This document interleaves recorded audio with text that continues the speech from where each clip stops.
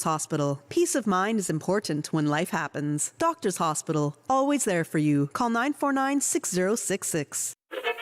But I do have some questions.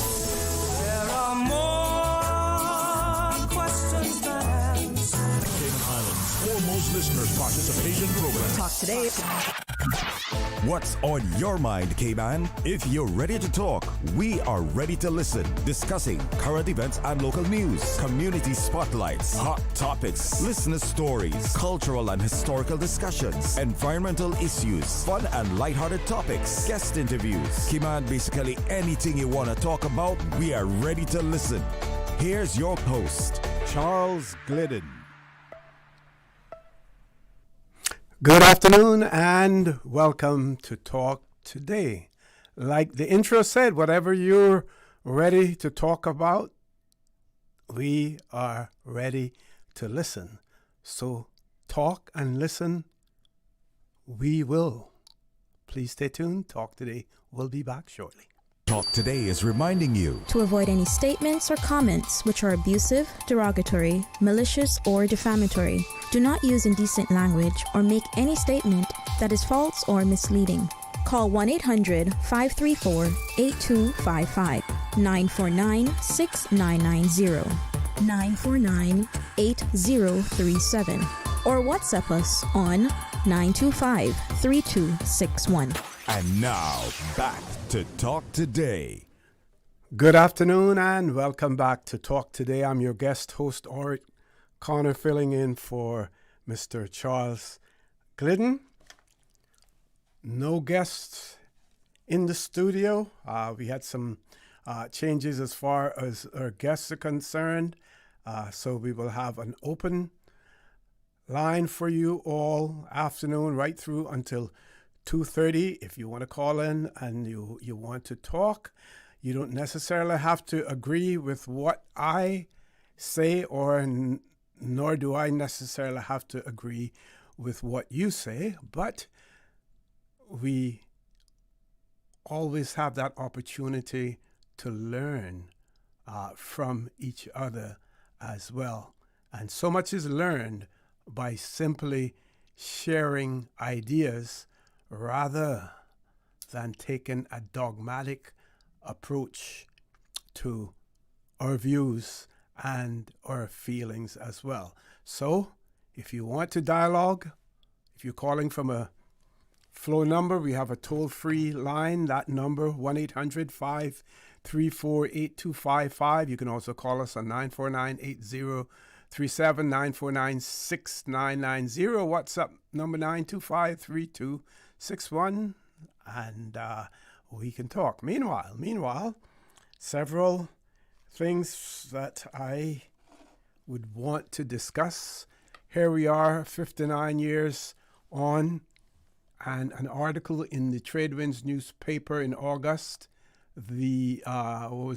Thursday, August the 3rd, 1967. And what was the headline article in the Tradewinds newspaper? Need for history of Cayman stressed. Preservation of monuments being studied.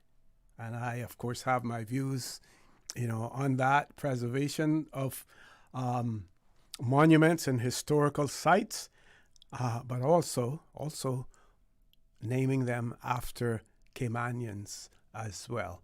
Also, in the newspapers, when we look at the Jamaica Gleaner today, we see another jurisdiction that is seeking to address the whole issue of regulating social media use by minors. And in today's Gleaner, Online Shield study finds widespread support for regulating social media use by minors. And I'll share a portion of that article with you. And it says that 1 in every 4 Jamaican caregivers say children under their supervision have experienced sexual exposure or grooming attempts linked to social media use. The finding formed part of a national study commissioned by the Ministry of Health and Wellness to guide potential state regulation of social media use for minors. Of the 1,027 adult participants asked to indicate the kinds of negative encounters minors in their care have been exposed to, 16.5% said sexual content, while 9.1% said unwanted sexual messages or grooming. A further 16.8% said minors were exposed to violent/disturbing content. 16.9% said because of social media they suffered sleep loss, anxiety, or emotional distress. And 12.9% said they were exposed to harmful misinformation or dangerous online challenges. So Dr. Christopher Tufton, who is the health minister, he said that concerns about minors' use of social media is viewed by the ministry as a matter of public health, noting that the findings of the report are intended for public consumption and discourse. So they're going to have a discourse on that whole issue. He said this will form the basis on which any informed position can be taken as part of the country's approach to the response. The results show overwhelming public support for some levels of government action. According to the report, public perceptions of the regulation of social media use for minors in Jamaica, 90% of respondents support government regulation of social media use for minors, and 83.9% agree that Jamaica needs a clear policy framework. Some 40.5% of participants named parents and guardians as the primary lead for protecting minors online. Let me repeat that here, because sometimes we have a tendency to place the blame on our legislators, on our teachers, on our government ministers. So in Jamaica, some 40.5% of participants named parents and guardians as the primary lead for protecting minors online. 39.1% favored a shared responsibility model across all stakeholders, while 12.7% believed the government should act alone. So there we have a potpourri of ideas, right? So 12.7% believe that the government should act alone, while 39.1% favored a shared responsibility. 40.5% of participants named parents and guardians as the primary lead for protecting minors online as well. We do have a caller. We're going to go to a commercial break. And as soon as we return from that commercial break, we're going to take our first caller. So caller, hang in there. Don't hang up. We will be back shortly. Accidents and illnesses can strike without warning. Ouch! When it comes to urgent care, every second counts. At Doctors Hospital, we have a dedicated team of experienced doctors and nursing staff available to you 24 hours a day, 7 days a week. Don't waste time in an overcrowded emergency room when you need urgent care. Whether it's a broken bone, a severe infection, or a sudden illness, trust in Doctors Hospital's unwavering dedication to providing the best immediate care. For complete urgent care when you need it the most, choose Doctors Hospital, located in Georgetown, 16 Middle Road. Think on an okay, man? Get out and explore the legends behind our landmarks competition. Visit any landmark on the interactive map, snap a photo or video, then share it to Instagram or Facebook and tell us what you learned. Tag at MYSCH_Cayman and use hashtag Legends Behind Our Landmarks for your chance to win weekly prizes and 2 major prizes. The more landmarks you visit, the more chances you have to win. Visit Legends Behind Our Landmarks.ky and find out where we from. Brought to you by the Ministry of Youth, Sports, Culture and Heritage.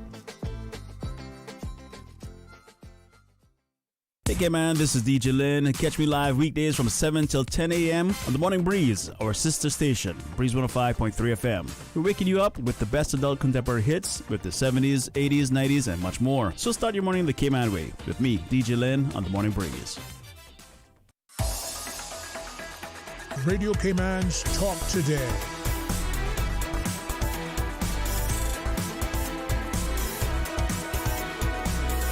What is on your mind, Cayman? Good afternoon and welcome back to Talk Today. I am your guest host, Orrett Connor, filling in for Mr. Charles Glidden. Let's go directly to our caller. Caller, good afternoon. Welcome to Talk Today. Yes, good afternoon, Mr. Connor. How are you? Good afternoon. I am fine. How are you? Good, not too bad. Giving God thanks. Good to hear your voice. Yes, I just want to discuss this with you.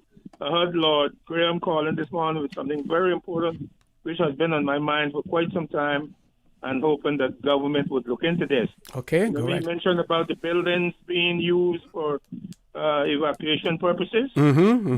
Yeah, well, what I wanted to ask you, when you hear things like that, right, do you assure people that you would get back to them with some results from whoever you may speak to about it? Sometimes, depending on what it is, and if I give that commitment, yes, definitely. Yeah, well, something I think you need to look into that and get back to us and hear what you gathered from whoever you've spoken to.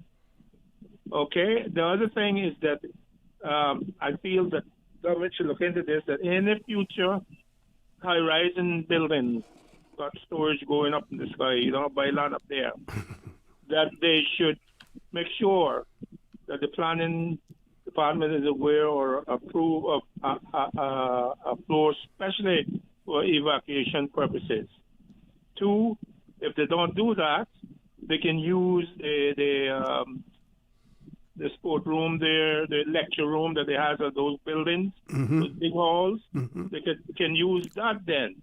But it should be something mandatory that they be open, accessible to the public at any time. And whoever will keep the keys to allow them in, well, that is something different for them to work out, whether Red Cross or whatever. But it is something need to be looked into, because let me tell you something, Mr. Connor. It's coming. One of these days we're going to get a terrible weather here, and we're going to have to run all for our lives and try to get up the high building. We experienced that in Hurricane Ivan. It hurt me so bad to hear the stories that many people went through. They had to run, leave their home, and try to get to the highest point. Frank of the Village Ram, he was one of those who had to swim from his little house out to the roundabout there and cling on there in a car or something like that. So that those stories are very touching, and we need to do something about it, right?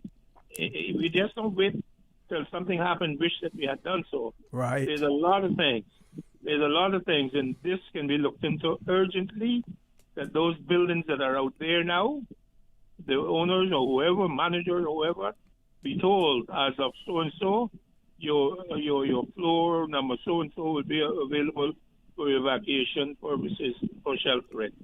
So that big car park there in town by the old police station. All of that should be used for hurricane shelters. Just have the windows in and open up when they're not using them, and and people can go there and walk it out until God help them to get back on their feet. So things like that, please look into it and get back to us. Yeah, well, if you want to stay on the line, we can discuss it, a little bit more. Yes. Government does recognize, and I think we need to distinguish between hurricanes, and someone mentioned it, I think it was possibly on Monday. Someone mentioned it. When you're talking about a hurricane, we usually have several days in advance to prepare for it, right? Right. So we have enough time to prepare. When it comes to the possibility of a tsunami, you may not have as much lead time to say leave from your house and go to higher ground to somewhere else. So the use of buildings in those particular circumstances may be a little bit different. But the government has had a sustained effort in making more shelters available in the event of a hurricane or flooding. They have just put additional space out there. For instance, the Church of God, the new building in Bordentown, that is now available. So that has added additional space as far as hurricane shelters are concerned. And I do know that there are other districts, like for instance, the District of West Bay, where they don't have a dedicated hurricane shelter. In the districts of East End and North Side, the civic centers were designated for that purpose, but our population and the populations of each of those districts has increased a lot since they were built as well. But the other phenomenon that we have to contend with also is that most people want to remain at home. Yes. Whenever something is impending, they prefer to remain at home, especially if they feel that their structures are sufficiently built, robustly built, that they feel safe in them. But then at the same time, when we look at the number of non-Caymanians that we have in our population as opposed to the number of Caymanians as well. Right. Many of those non-Caymanians are in rental housing, some that many people may consider not necessarily sometimes even sufficient for human habitation, much less to withstand a Category 3 or Category 4 hurricane. Right. But again, getting back to my original point, the government has been trying to increase the number of hurricane shelters and the space that are available, for them, in relation to that. Now, one of the other points that you raised, yes, I believe with all of these new buildings coming online, we have the, what is it called, the 1GT building down there. I was at the Scouts building over on Middle Road, and just standing on the balcony and looking at that humongous structure there. And there's no reason why they should not be made to commit to having certain floors available in the event that they need to be occupied as a result of some natural disaster. That's right. Yes, and then in regards to what you said, Mr. Connor, about the government doing a good job of trying to get more facilities for hurricane shelters, but at the same time, those, for example, you mentioned about the Church of God in the Bordentown area there, that is very low. And you remember the building I forgot what they call it, but the building alongside the Bordentown police station, people had to run for their lives from that. Yes. The top was blown off and so on, and it was very low. So despite of them, the efforts of trying to get more accommodation, they need to think about it being high. And I guess for them to get that, they may have to build their own. proper shelter high enough off the ground. Yes, yes. Yeah, so it's something serious that we need to look at, because I tell you, we are heading for some serious trouble. You hear all this about tremors and so on? That is coming, and I do believe, I don't know, coming back, you got to watch that. My heart goes out to those people of all that digging of that bluff. One of these days, I feel that the bluff was split right in two because of all that excavation of that, or that hard cliff rocks and so on and so on. So these are the things that we have to look for and pray that God keep us safe. All right, Mr. Connor, thank you very much for your time, and God bless you. You're doing a good job. Thank you. Thank you very much for calling in and for expressing your views as well. Yes. Any other callers on hold at this point in time? No callers on hold. So we're going to go back to this article about the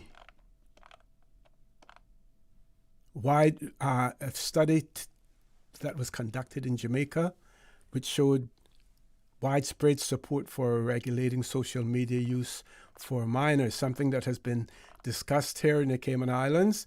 We have had a private member's motion that was accepted by our parliament in relation to it. We have had our youth parliamentarians debate it as well, and things are moving forward as far as looking into the prospects of legislation. So I shared with you some figures coming from that survey as well, and we're going to continue to talk about those numbers.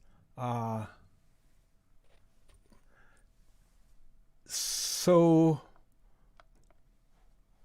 I think I shared this part before, but it is worth repeating. It says, according to the report, public perception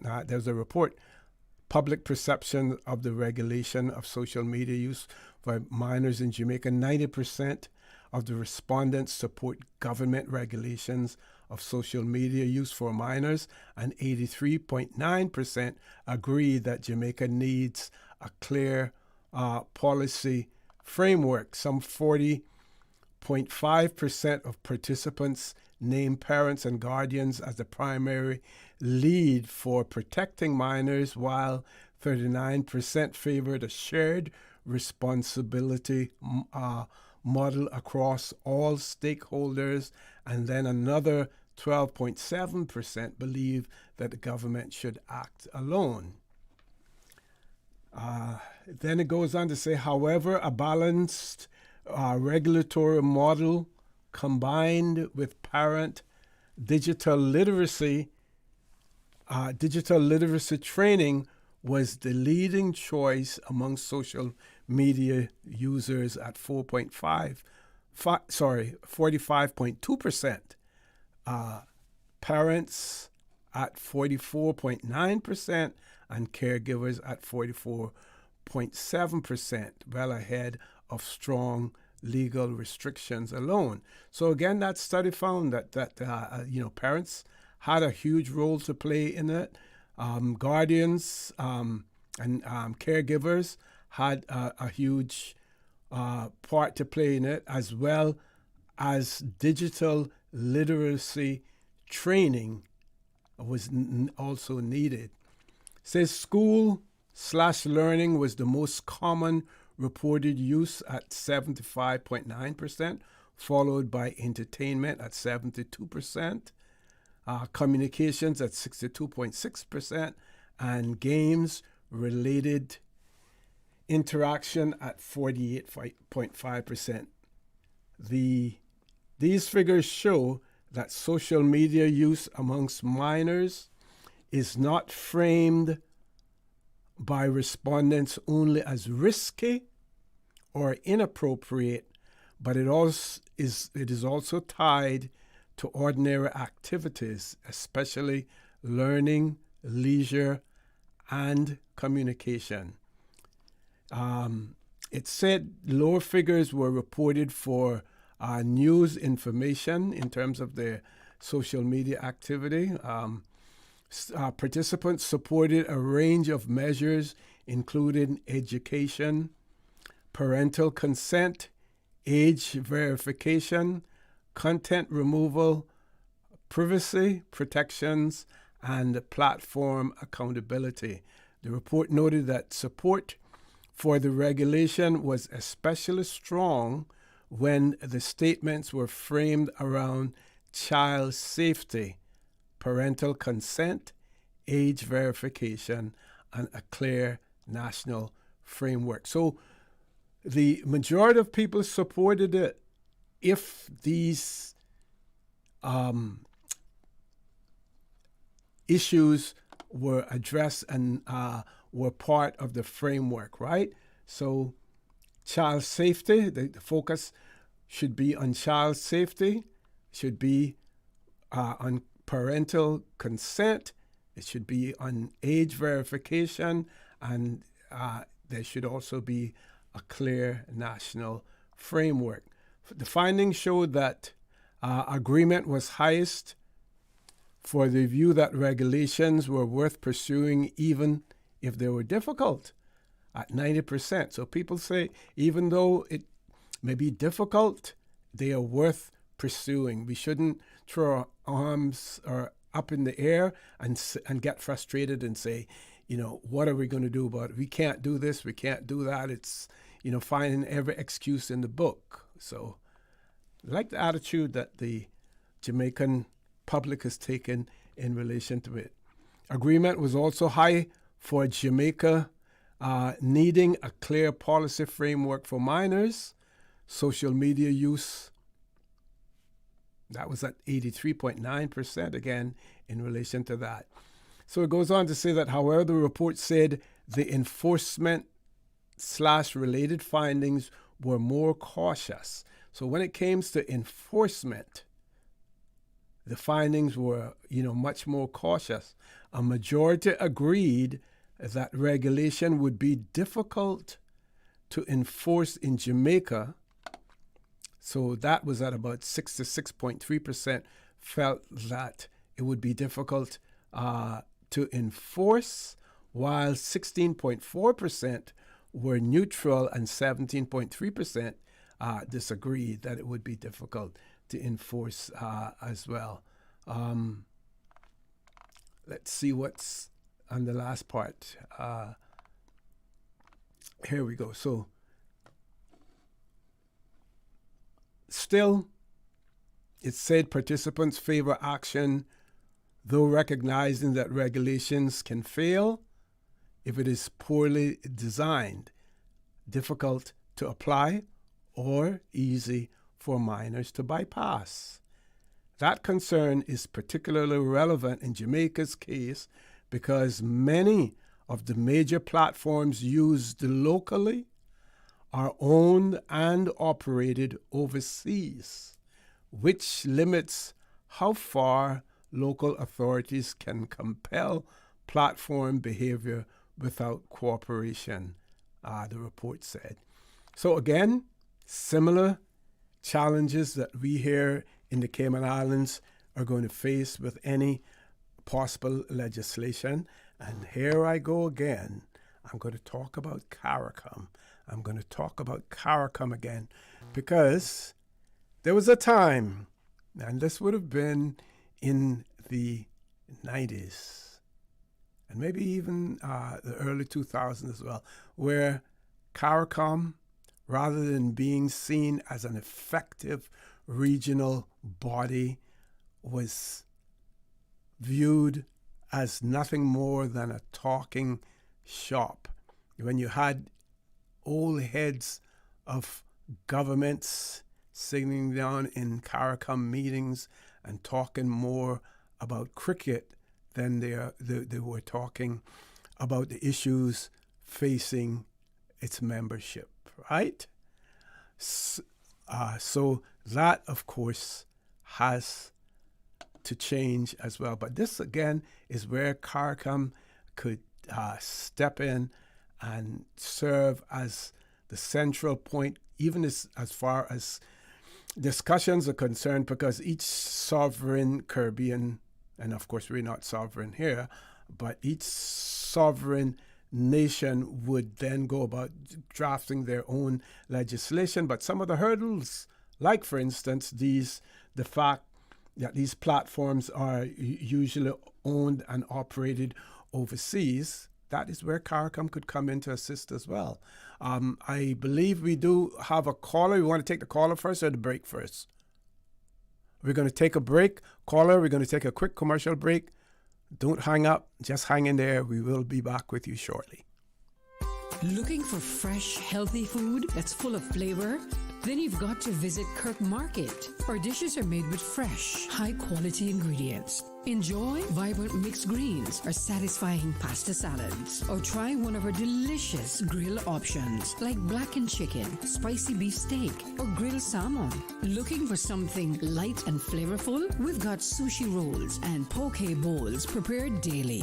And don't forget to explore a hot bar or Billy Fresh salad at the salad bar. Stop by Kirk Market today for breakfast, lunch, or dinner and taste the difference. Eat well, live well with Kirk Market.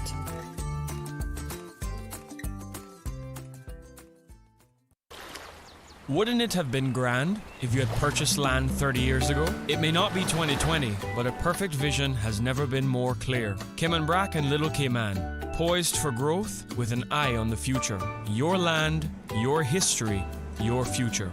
Discover all that our sister islands have to offer. Housing in the Cayman Islands affects families, renters, first-time buyers, seniors, and vulnerable residents. The Cayman Islands Public and Affordable Housing Policy and 10-year strategic plan provide a coordinated framework to improve housing access, increase supply, and guide phased implementation over time. Public presentations are being developed and will provide opportunities for the community to learn more about the policy and plan. Learn more and get the facts at gov.ky/housing plan. A message from the Ministry of Planning, Lands, Agriculture, Housing, and Infrastructure. Radio Cayman's Talk Today.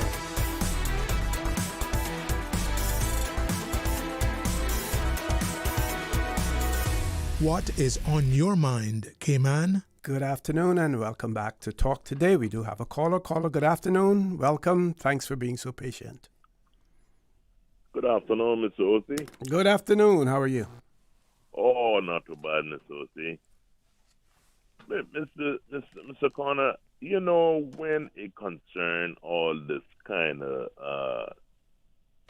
nastiness that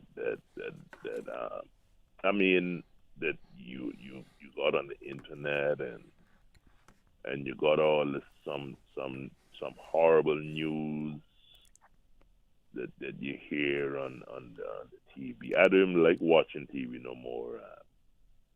And all the sadness and sometimes some things that I hear, I've been so shocked. Mm-hmm. I can't even believe what I've been hearing on the radio for the last couple of years, the kind of news that they report then came on. I said to myself, what's this? Where I am so shocked to hear all of these things. And you know what I think too, Ms. Osi? You know what I believe? Mm-hmm.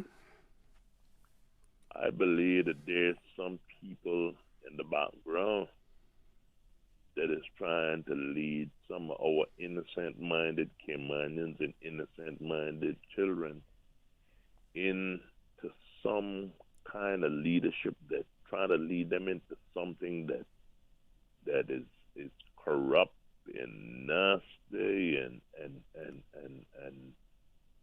devilish and all these kind of poisons we don't need in Cayman, Mr. Osi. True. You know, how good I felt a couple of years ago, Mr. Osi. I used to watch. I was getting a little cable where we're living, and I was hearing some stuff on the news and seeing some stuff on the TV, and you know what I did, Miss Osi? I think I had one or two phones. So, see, I can tell you how I felt after I destroyed my TV. I said, I can destroy this thing. I don't want to watch it. And I don't want nothing to do with the radio. And I don't want nothing to do with the phone. And how I felt after that, it's like the evil spirits just came right off of me. I felt so normal.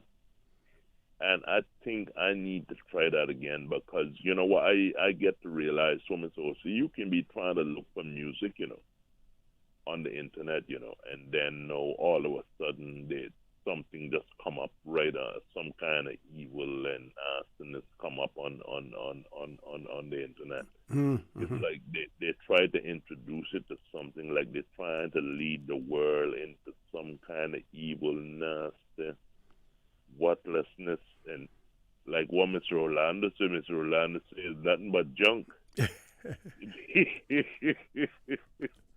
Junk. So, you know, serious. I mean, you got to worry about the little children. You got to worry about the big people too, because I mean, a lot of adults, their mind got to be shocked hearing all these things and, you know, watching all this stuff about war and all kind of stuff on TV and all kind of dirtiness and worthlessness. I mean, sometimes you got just like what they say: hear no evil, speak no evil, and see no evil, and then your mind will be good. You'll be okay from all this worthlessness that I see going on in this world today. So see, I want no part of it. I can try to get back as normal as I can get back to. I don't want nothing to do with the TV, the television. Sometimes when I see it, I just don't even look at it. I want nothing much to do with it. But you know, maybe like Cayman News now. Cayman News are kind of different. But it's some kind of dirty leadership that is in the background that is trying to lead people into all kinds of worthlessness. So you're saying that even sometimes when you're trying to access something else, other things are being forced upon you in terms of the way that it is, you know, projected on your screen? Yeah, and then Mr. O see all kind of evil, and then other people complain about the same thing. That's like me now going and trying to do a little business. You got this man interrupting me now. You know, you're trying to make money, you're trying to do something positive, and he trying to tell me all kind of evil. And it seemed to me like a lot of these people being led to try to they're under some kind of spell and trying to lead people down destruction path. And they seem to be getting a foothold in Cayman now through the internet and stuff like that. So I've been watching what's going on, you know, Mr. O.C. And if they don't straighten up with all this dirt and nasty news and stuff, I'm gonna take the junk and mash it up, like what Mr. Orlando said, you junk. No, don't do that, though. Just try to find something else. There are lots of choices out there, even though, you know, there are actors out there who are trying to limit your choice or to restrict your choice or to let you believe that you have no other choice to watch what they project and what they're pushing. There are other choices out there. If you take your time and you look for it, there's a little bit out there for everyone. So don't feel discouraged in any way. You know, there's good out there. And I mean, you know that yourself. You write poetry, so you can go out in there and you can find, you know, where poets interact with each other, and and not necessarily, you know, be forced to all that. So I would basically say to you, don't get discouraged. Don't throw the phone at the television and smash both of them at this point in time. Hold off on that. I want to thank you very much. We have another caller on hold, but we're going to go to our 1 o'clock news first, folks. Please stay tuned. Talk Today will be back shortly. Covering Little Cayman, Kim and Brad. Cover me. Radio Cayman in the Cayman Islands. From Radio Cayman's newsroom, this is Headlines. Local, regional, international news. The Headline News is brought to you by Kirk Market and Health Services Authority. With your latest headlines, I'm Elizabeth Charles. People on the Bluff will soon get free help understanding their workplace rights. The Department of Labor and Pensions is holding a free training session at the Veterans and Seamen's Society Hall on Cayman Brac Thursday, August 20th from 4 to 7 in the evening. The event will walk employers and employees through the Labor Act and the Pensions Act, explaining rights, responsibilities, and basic workplace procedures. According to the department, the aim is to make the laws easier to understand and give people more confidence dealing with labor and pension issues.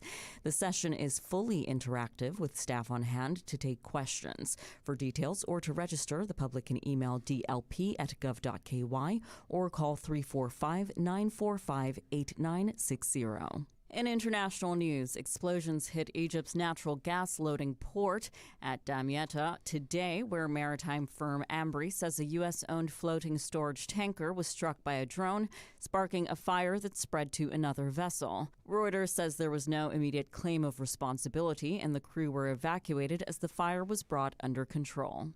In other news, Grant Thornton Advisors will buy CBIZ in a $5 billion U.S. cash deal.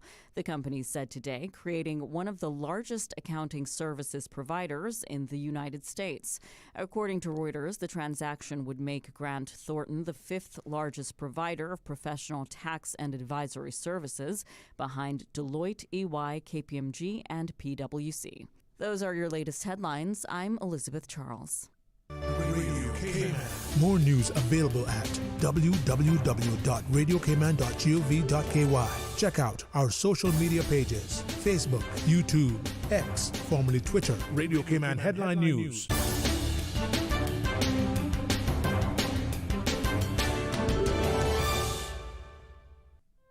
Looking for fresh, healthy food that's full of flavor?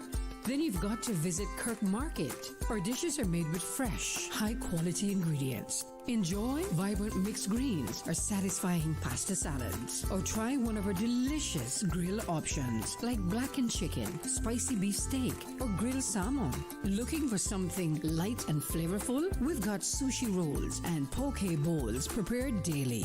And don't forget to explore a hot bar or Billy Fresh salad at the salad bar. Stop by Kirk Market today for breakfast, lunch, or dinner and taste the difference. Eat well, live well with Kirk Market.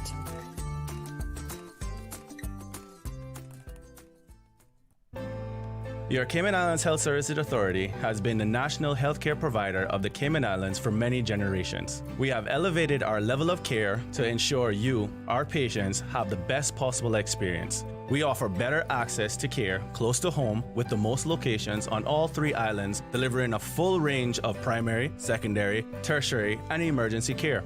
HSA is a JCI accredited organization, and we are committed to caring for you. Radio Cayman is pleased to feature this special Sister Islands historical vignette brought to you by the Ministry of District Administration and Lands. Explore your history, explore your land, explore your Sister Islands. Captain Charles Gerald Kirkconnell, 1891 to 1961. Charles Gerald Kirkconnell was born and raised on Cayman Brac. He was married to Olivine Elizabeth Eden of Grand Cayman, and the couple had 3 children. Captain Charlie was one of the founding brothers of the shipping and merchandising firm of R.B. Kirkconnell and Brothers Limited. Many Caymanian seamen were trained on Kirk vessels and later worked for national bulk carriers. Captain Charlie was also a shipbuilder who built the largest ship ever to be built in the Cayman Islands, the M.V. Kirksons.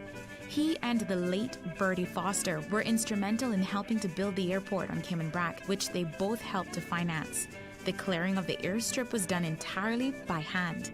Captain Charlie financed most of the houses that were built by seamen employed by NBC, as there was no bank on the Brac. He served as a vestryman for the Sister Islands in the Assembly of Justices and Vestry. Captain Charles Gerald Kirkconnell. Radio Cayman is pleased to feature this special Sister Islands historical vignette brought to you by the Ministry of District Administration and Lands. Explore your history, explore your land, explore your Sister Islands. Hi, this is Joey Hugh, Leader of the Opposition. On behalf of myself and the entire opposition, I extend heartfelt congratulations to Radio Cayman on your 50th anniversary. For 5 decades, you have served as a trusted voice for our people, informing, educating, and connecting our islands with integrity and dedication. Your commitment to public service, broadcasting, has strengthened our democracy and preserved our Caymanian identity. We honor this milestone and the many men and women who built and sustained this national institution over the years. Congratulations on your 50 years of service to the Cayman Islands.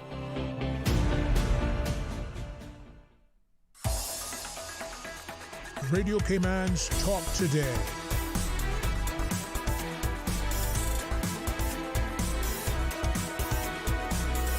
What is on your mind, Cayman? Good afternoon and welcome back to Talk Today. We've had a caller who has been hanging on there for quite a while, so let's just go straight to the phone lines. Caller, good afternoon. Welcome to Talk Today. Good afternoon, Mr. Connor. Happy Wednesday. Good afternoon. Thank you. And the same to you, my dear. Thank you.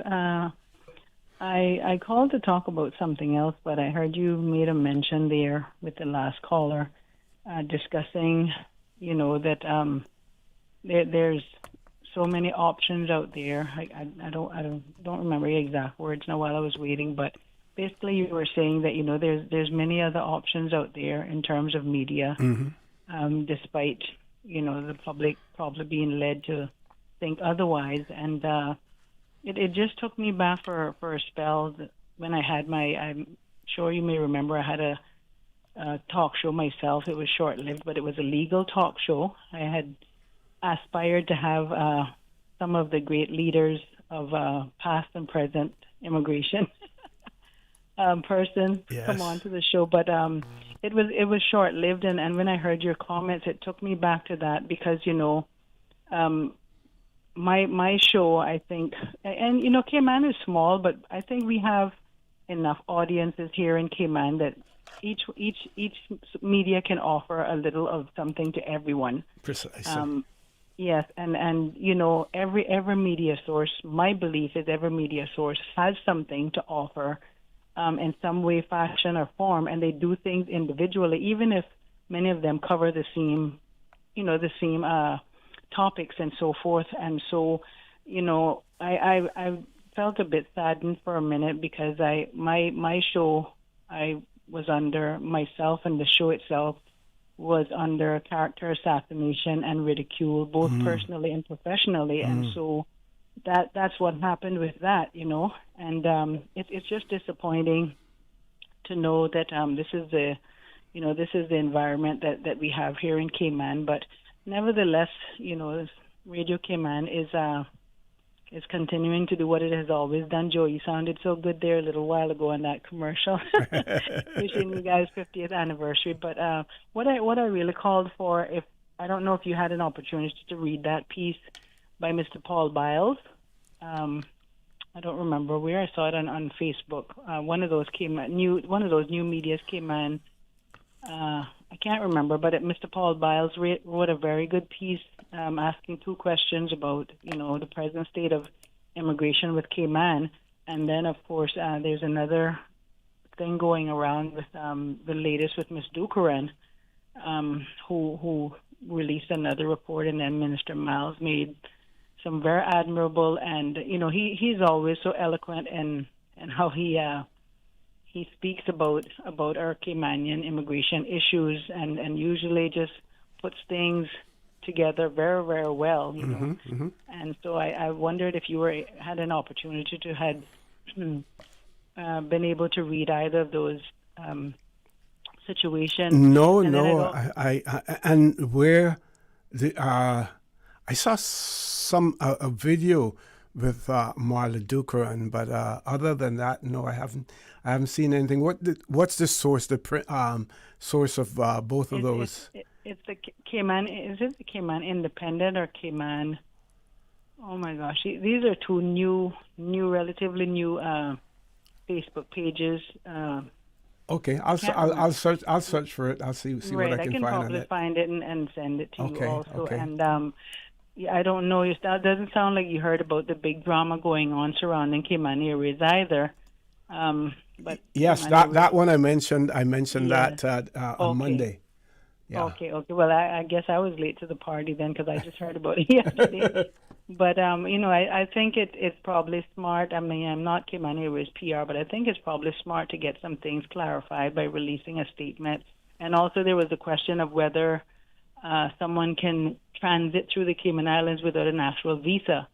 They may have the right passport to do so, or would they require a visa? So I've seen that question pop up on social media, but I was just showing the primary two things there, the Paul Biles article, because it was very interesting, and it's always good to read about what Mr. Biles has to say. Well, the one on Cayman Airways, my thought on that would be that the way that person carried on social media, if they were in any other jurisdiction, let's say, for instance, the U.S., that particular airline would ban that person ever traveling on their aircraft again, because you never know what sort of threat they may pose when you look at the temperament and attitude of the individual as well. So those were my first thoughts.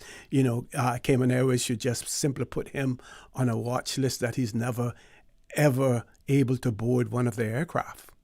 Well, our CBC should probably do the same thing too. And this is the reason why I say sometimes that our government needs to start more monitoring social media in terms of these sorts of things, because there's something called homegrown terrorism.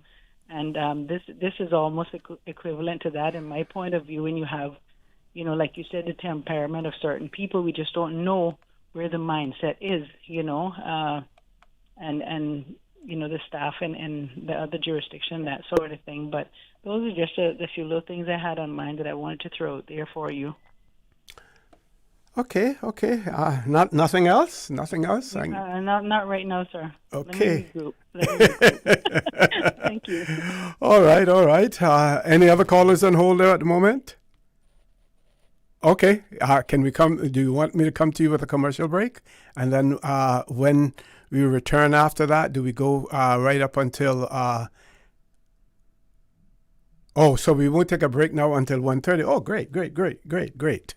So let's look at see what we can give the football fans in terms of something to talk about.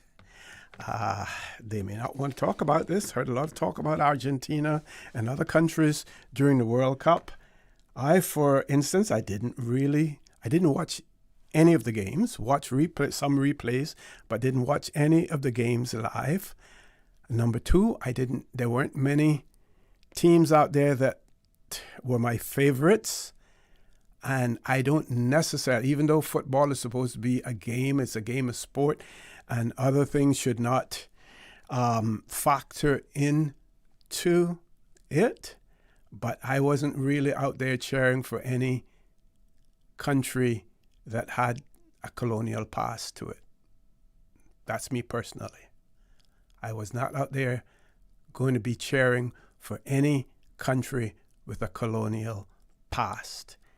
And Argentina, of course, has a dismal record when it comes to racial issues. So certainly wasn't about to support Argentina as well.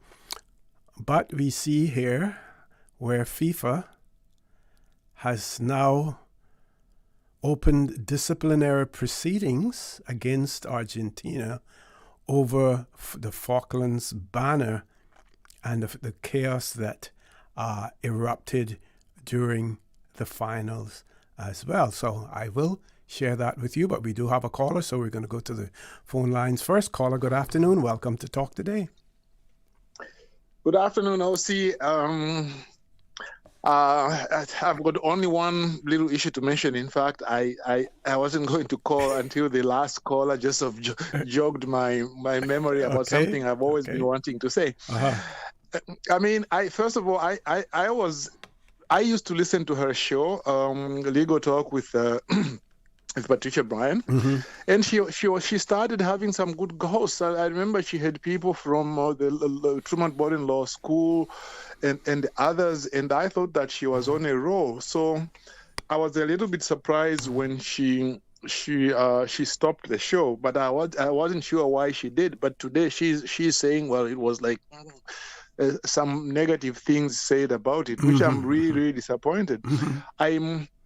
I would hope that she would rethink that and see whether some of those things could be overcome by teaming up with other people. To team up with other people, have a little bit more of a structure. That way also when they attack the show, you've got a little bit of a group which you can recede into and you can take positions. If you are just alone, it can, I think, sometimes be very, very daunting. But I mean, look, to start a show like that privately, it takes a lot of guts, and therefore I have to give her a lot of kudos for that. The other thing related to that, OC, is the role of the Bar Association in the Cayman Islands. Okay. I find that the role of the Bar Association is very docile. They are very much involved when, say, government wants to do something that affects their bottom line, then they come up and they talk. If they want to promote something of their own, they come up again and they talk about that. But when issues happen in society, for example, like sometimes political issues, a bill is being introduced in Parliament and say that bill is a little bit controversial. The Bar Association should get together and issue a statement after studying the bill, whether they support it or they don't. I am a member of another bar, although both my bar membership in the Cayman Islands as well as in that other place, I'm retired. But I'm still on the email list. Okay. I receive emails every week saying what the bar is doing. For example, they are arranging a seminar for law of office management, a seminar for, money laundering, a seminar for government lawyers, procurement lawyers, and so on.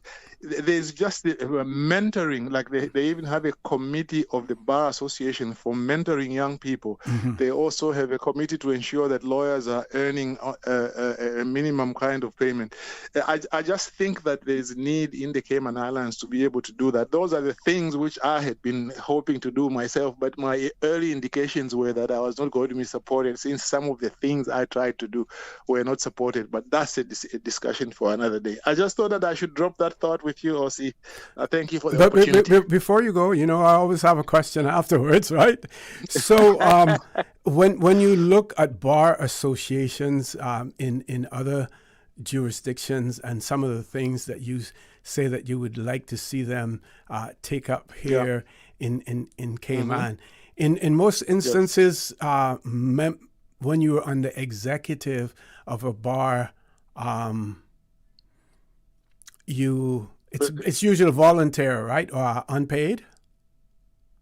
Yes, it's usually voluntary. The practitioners themselves occupy, of course, the presidency, vice presidency, chairmanship of the various committees, and so on.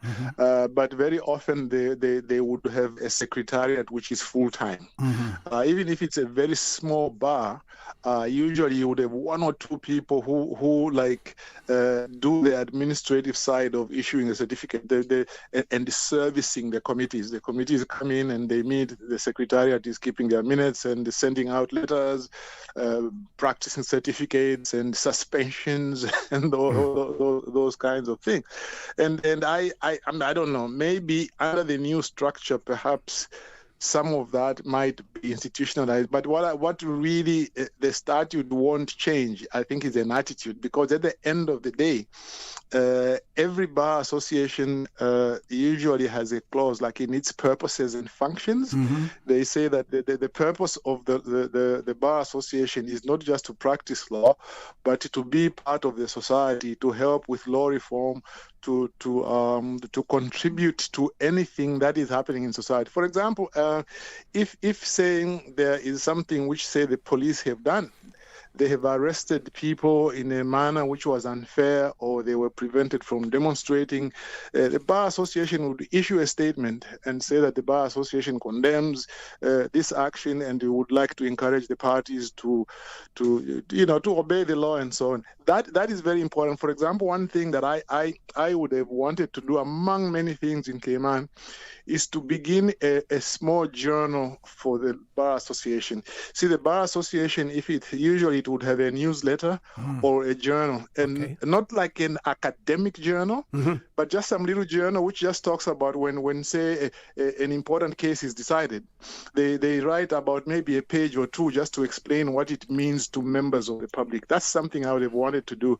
I don't know if there's anything yet in Cayman, but certainly if it was, I would have known about it. I follow Cayman stuff, pretty closely. So those are some of the things. In case of some of my fellow lawyers who are still young and vibrant are listening, maybe they might want to look up those. If anybody does that, I would be ready to support them, but I wouldn't start it because I know I wouldn't get the support. Now, as far as having a unitary bar association, what is the present makeup in Cayman? Do we still have two different entities, or? Yeah, well, you know what? Actually, when I came to Cayman, I found it very odd that there were two different entities, because there was one was, I think, for Caymanians and status holders, was it? Mm-hmm. And then the other one was for the expert. Having read the legal services bill, which was later passed, I do not believe that distinction is there. I think they have a unitary bar association now. It doesn't prevent people from creating an association which does not license practitioners, but maybe looks after certain interests. I do not think for a small jurisdiction like the Cayman Islands, I think that would be appropriate. I know that in Canada they have, actually I'm a member of that because I'm also a semi-academic, the Canadian Association of Black Lawyers. Steve has spoken about it on your show sometimes.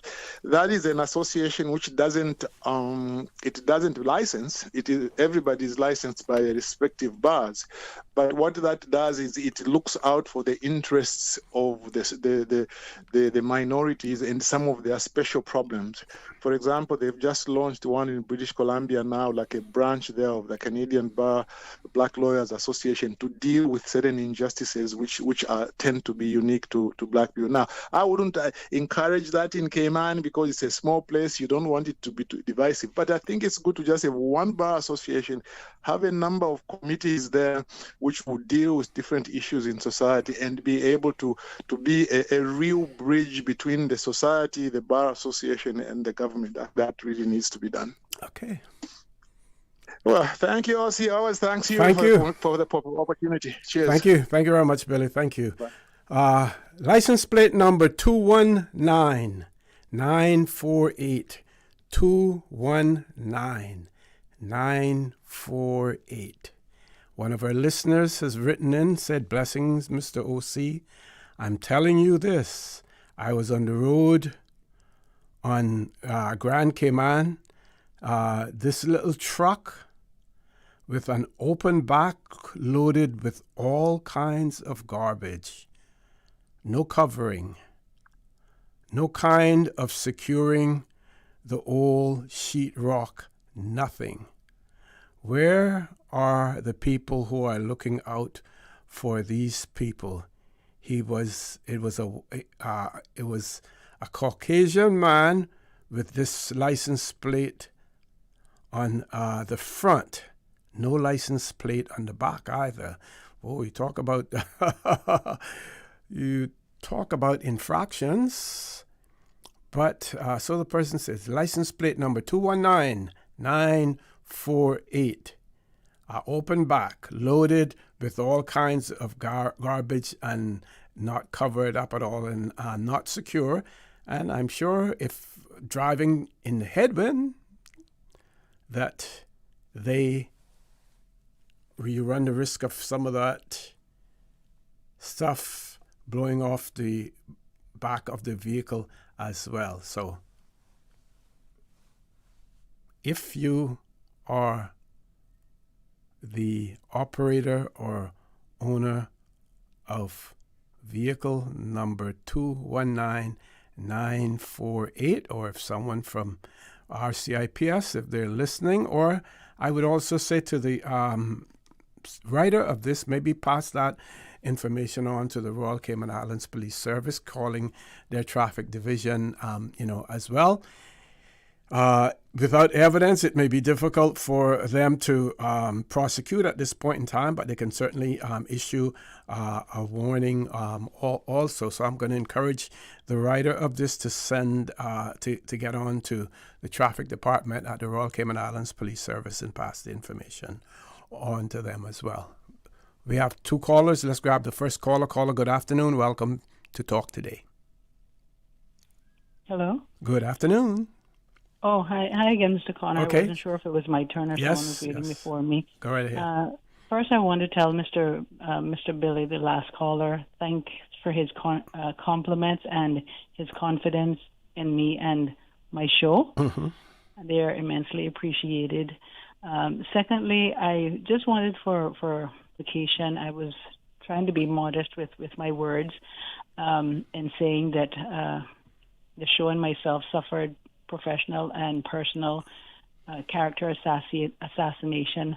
But I will just delve a little bit further in saying that this was both on the inside of the professional side of where the show was hosted, and in addition to that, there were some other things going on social media between another platform and some of the 1 or 2 law firms and some lawyers and stuff that was happening publicly on social media that sort of affected my show, because some of the, as everyone knows, many of the guests that were on my show were attorneys who I offered a free platform for them to come and let the public know free different areas of the law and just giving free legal advice and that sort of thing. And so because of what was happening publicly on other platforms with some of the law firms and some of the lawyers and so forth, that in itself was affecting my show in a sense, because it based on where the show was being hosted. And so that affected where some guests were not comfortable with.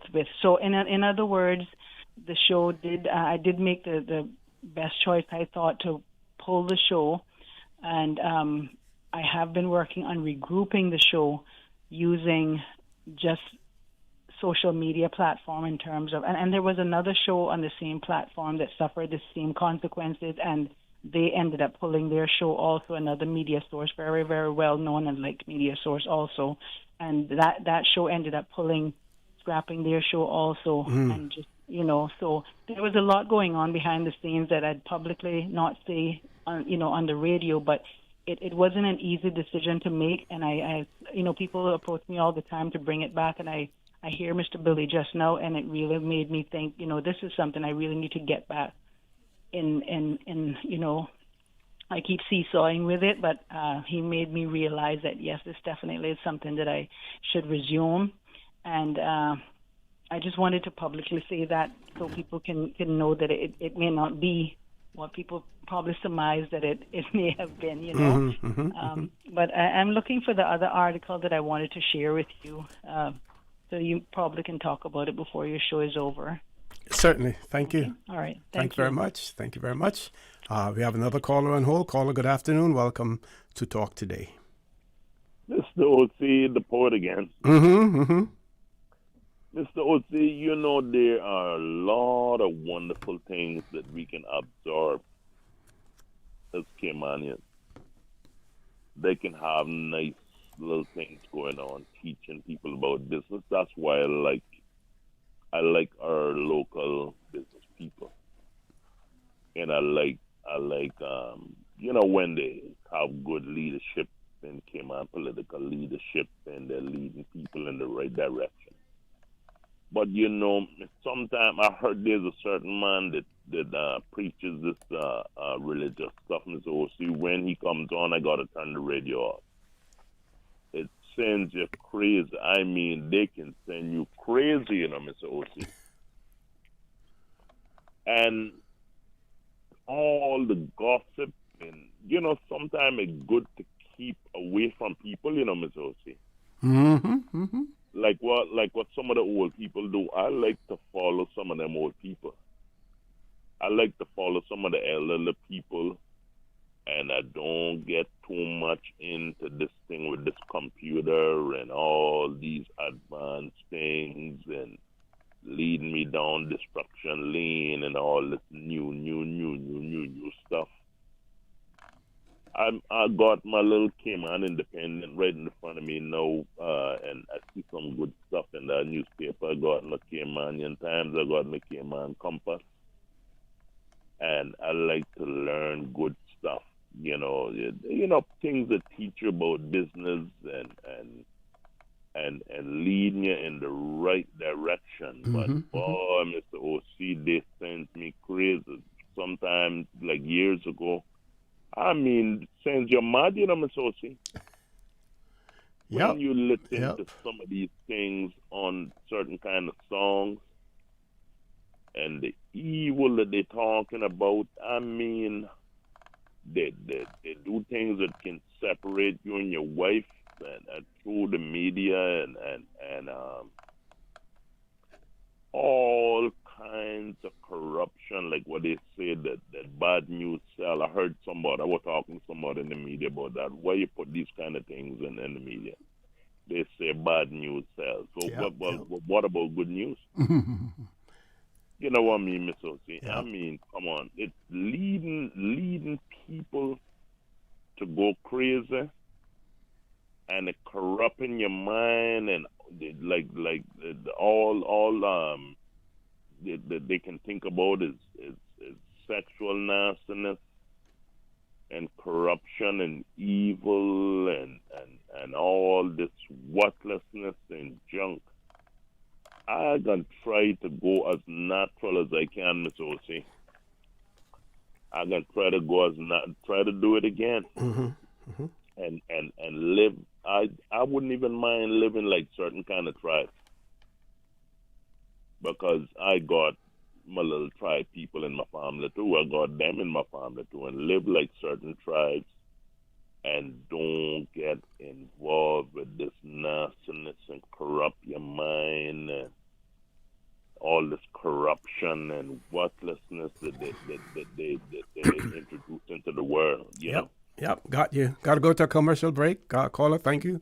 Thank you very much. All right. Folks, please stay tuned. Talk today. We'll be back shortly.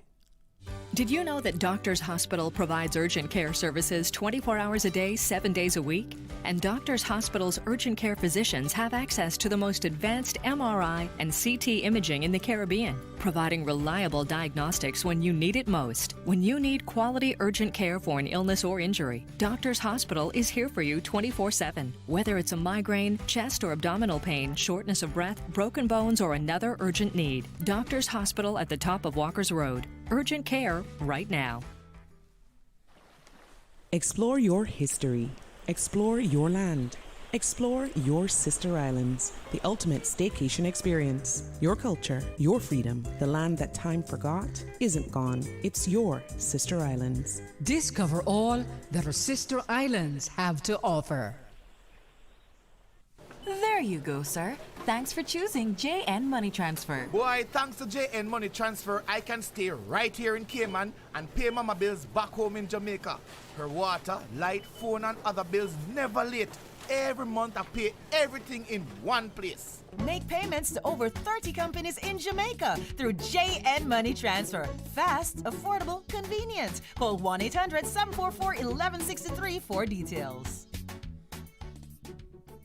Cineco's parametric insurance after hurricanes is now available for motor policies. Fixed automatic payouts cover incidental vehicle expenses like fuel, cleanup, and minor repairs. No claims, no damage required. $200 for comprehensive policies or $100 for third-party policies. Available exclusively through Cineco and included with all new motor insurance policies and upon renewal for current policies. Visit Cineco.ky today. Cineco, keeping Cayman covered.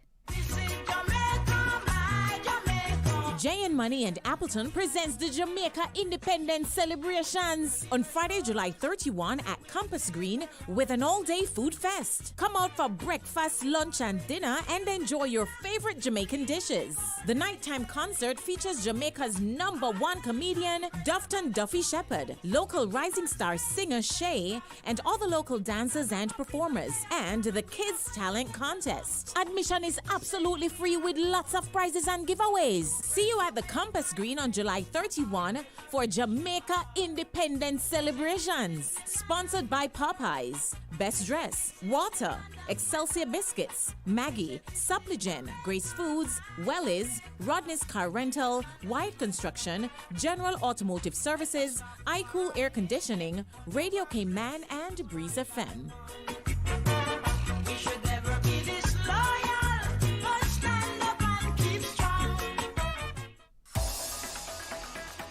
Radio K-Man's Talk Today.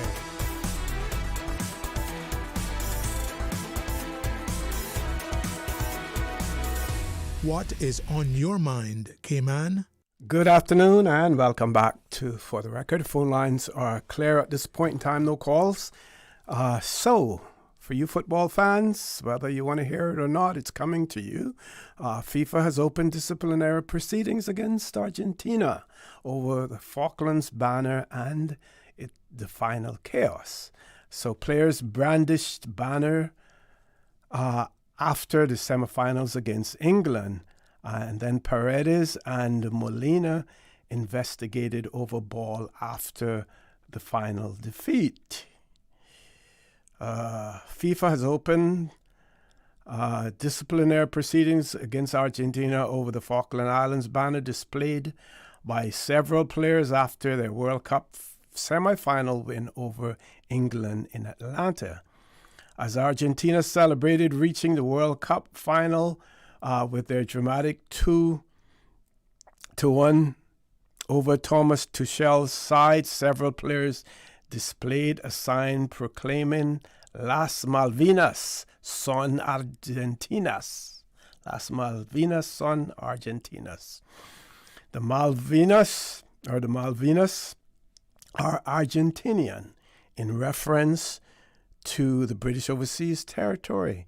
The dispute over the islands led to a 74-day conflict in 1982, during which more than 900 people, 649 of them being Argentinians and 255 of them being Britons, lost their lives. FIFA's disciplinary code prohibits using a sports event for demonstration of a non-sporting nature. Let me repeat that. Using a sports event for demonstrations of a non-sporting nature. And the banner prompted political debate on both sides of the Atlantic. A spokesperson for the then UK Prime Minister Keir Starmer said, and I quote, "The World Cup might not be ours, but the Falkland Islands definitely are." While Andrew Giuliani, of course he's the son of Rudy, the infamous Rudy Giuliani. So while Andrew Giuliani, the head of the White House FIFA's task force, defended Argentina's players, saying the U.S. believed in free speech. I mean, how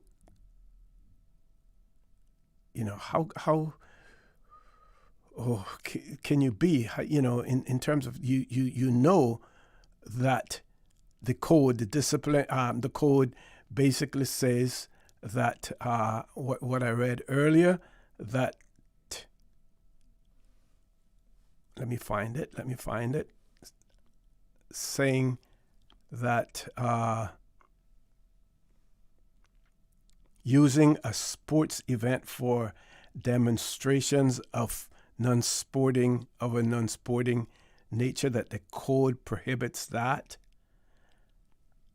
So, I mean, how can you be so defiant that you're going to turn around and you're going to say that you believed in free speech. Well, and you know what they say about free speech as well. But here we had the U.S. defending them, in particular Andrew Giuliani. FIFA's full charge sheet against the Argentinian Football Association also include discriminatory chants and gestures, late kickoffs, failure to comply with match and security protocols, the display of inappropriate messages by the team and spectators, and the throwing of objects by spectators in relation to several matches. Several players are also under investigation in relation to the chaotic scenes that followed Argentina's 1-0 extra time defeat by Spain in the final. As Spain attempted to celebrate, several altercations broke out across the pitch at the New Jersey Stadium. The Argentina midfield Leandro Paredes faces 3 counts of assault under the FIFA disciplinary code, while the defender Nahuel Molina faces 2 counts of assault, 1 completed and 1 attempted, and 1 count of unsporting behavior.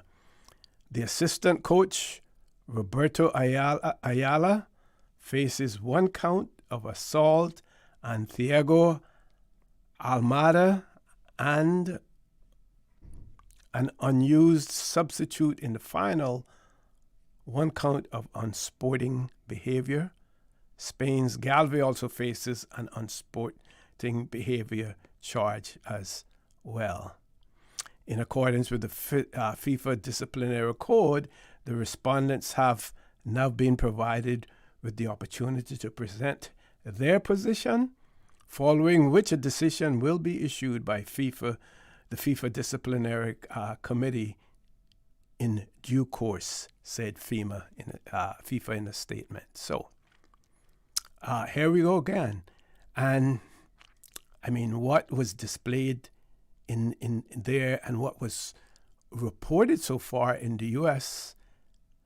sometimes pales in comparison to what black players face on the European pitches or fields or whatever they're called as well. You know, in terms of throwing bananas and making monkey chants and all of that. You know, sometimes I question the players whether or not they're really prepared to endure things, that sort of disrespect and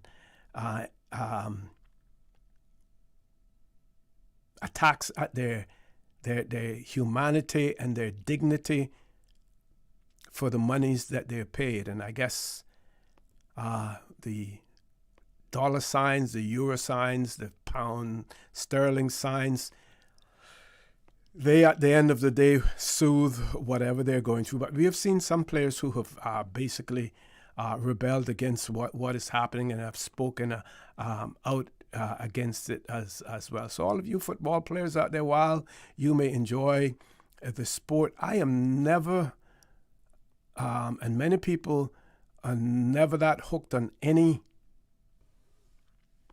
sport that you're going to take your humanity, you're going to take your feelings as a human being and subjugate that to any game, be it a game of football or other. If they can't respect you as a human being, then why do you want to go and perform for them or perform in front of them? Just my view.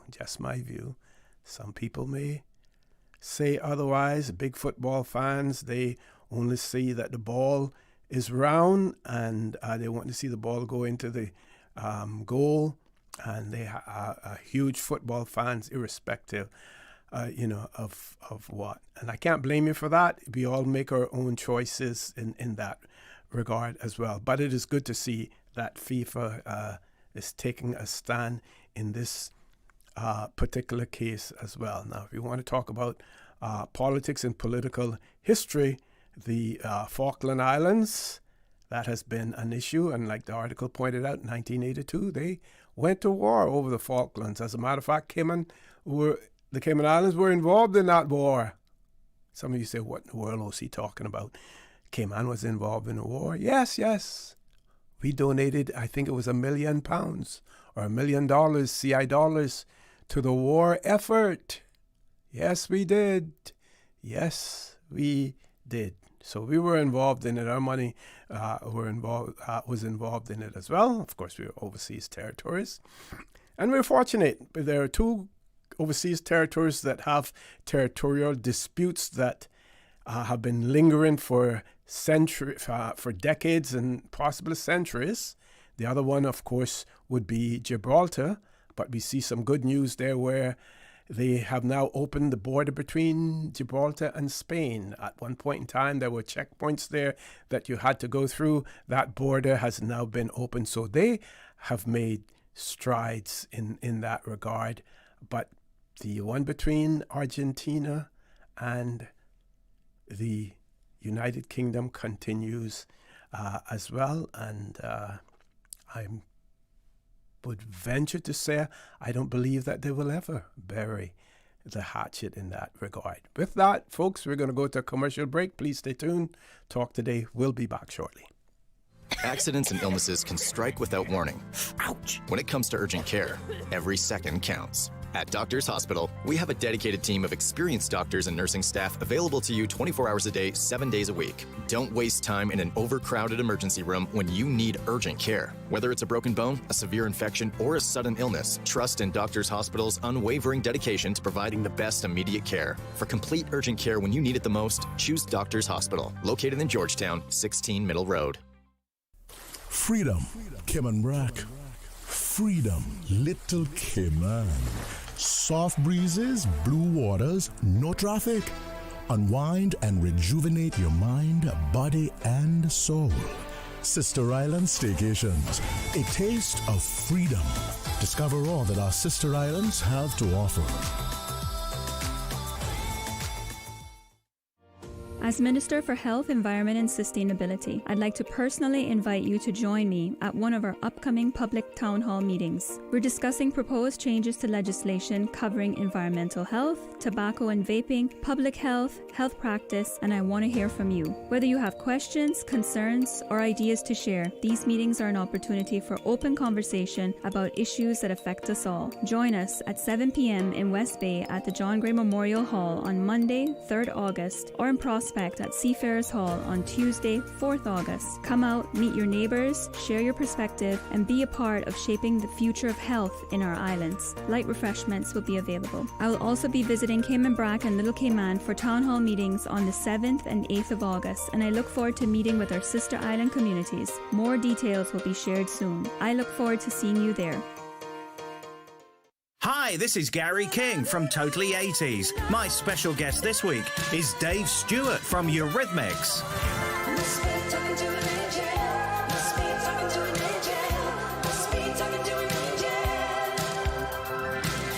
Dave reveals his favourite song. I'll also bring you the latest news on the biggest names of the decade.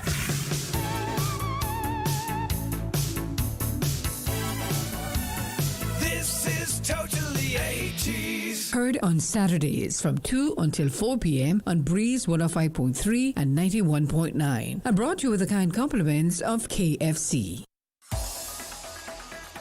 Radio Cayman's Talk Today.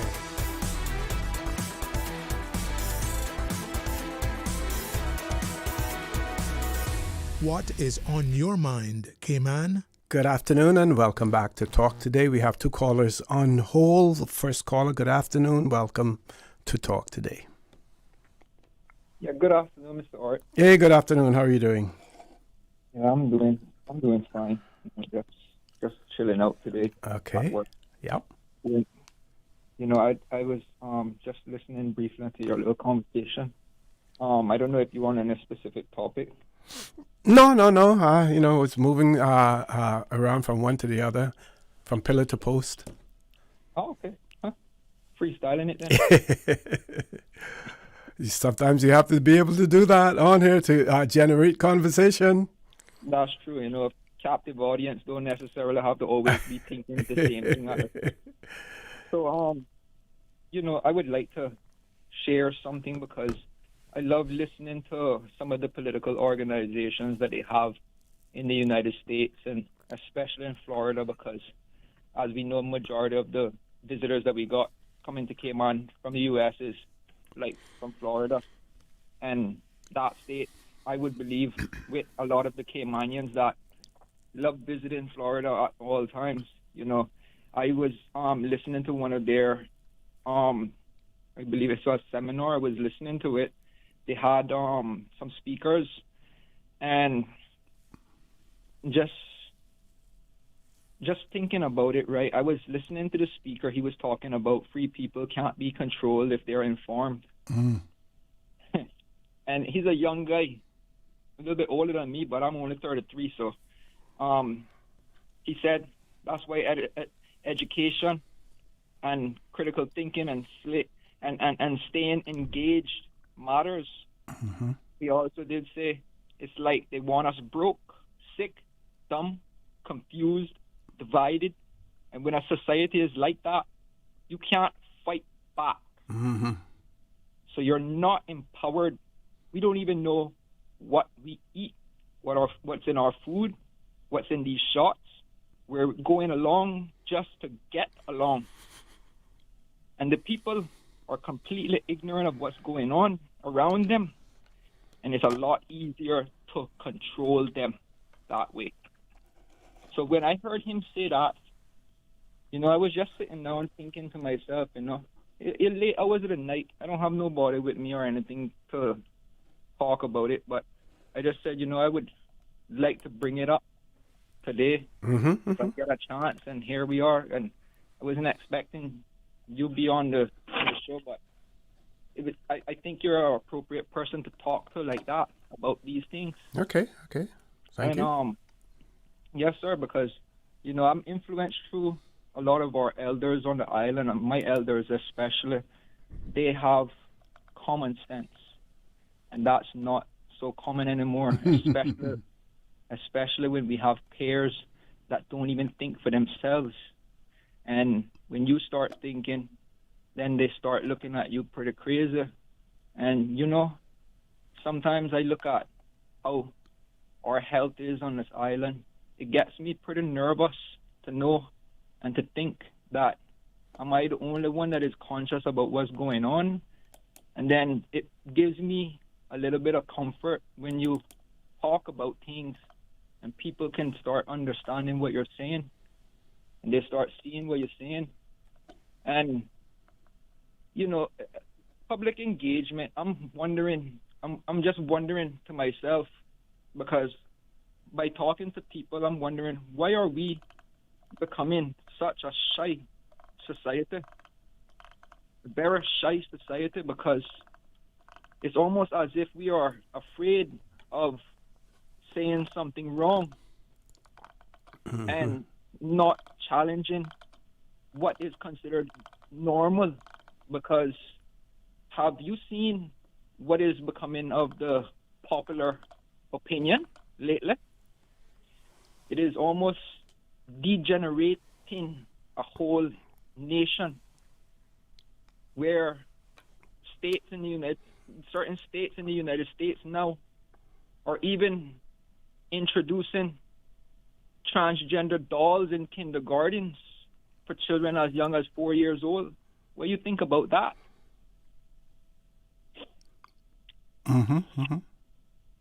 And this is the thing, because when they start with our children, the children will not part from what they know. And if we raise our children to be God-fearing and loving and caring for others, sharing and speaking the truth, no lies, because that's encouraged now, to lie, to get out of trouble. I've seen it before, especially with the youth, and especially when you see them in public, they tend to display a whole lot different than when they're at home. And the reason why is because we don't have a society that is raising the child like the village anymore. It's more of the child discovering what they want rather than being guided to what they should be doing. I don't even trust the idea of parents this summer allowing their children to roam around in public on the streets as they please at any given time of the day, including at the night. And when I say that, you got them practicing things that would get an adult like me and you in jail. And they are given the benefit of the doubt that they don't know what they're doing because they're children. They're only encouraging a society that is terrible. And one thing that I've noticed this summer is that, not to push out any specific nationality, but we have certain nationalities here that bring their children to the island, which I believe they have the right to, but just to enjoy the summer vacation without parent supervision. I don't know how to express that anymore when it comes into our youths in this island. They're taking care of themselves, and half of them don't even want to work. Because when I was going to school, when I was growing up, as young as 11 years old, I already knew how to work. My aunt used to have me, give me a duty that before I go to school, when we open up the shop, How to complete that it. shop has to be swept, that shop has to be mopped, and then I can head to school. When I get back from school, that window has to be cleaned because so many people touch the glass and everything. She taught me a lot of responsibility. I do not see that being taught in our society that often anymore. And that's just out of my point of view. I'm pretty sure many other people see it. Yeah, many And people they're have. introducing these children that don't even know the area or island from foreign to come and spend their summer vacation here to be a bunch of tyrants. Because we can't tell them nothing. Many people have expressed your views. I'm going to ask you to leave us there, though. Yes, We want to grab another caller before we go to our 2 o'clock news. The next caller, good afternoon. Welcome to Talk Today. Oh, okay. Oh, all right. Sorry for that. I could have kept Alejandro on there a little bit longer had I realized that we had lost the other caller. My apologies, Alejandro. I would have kept you on longer.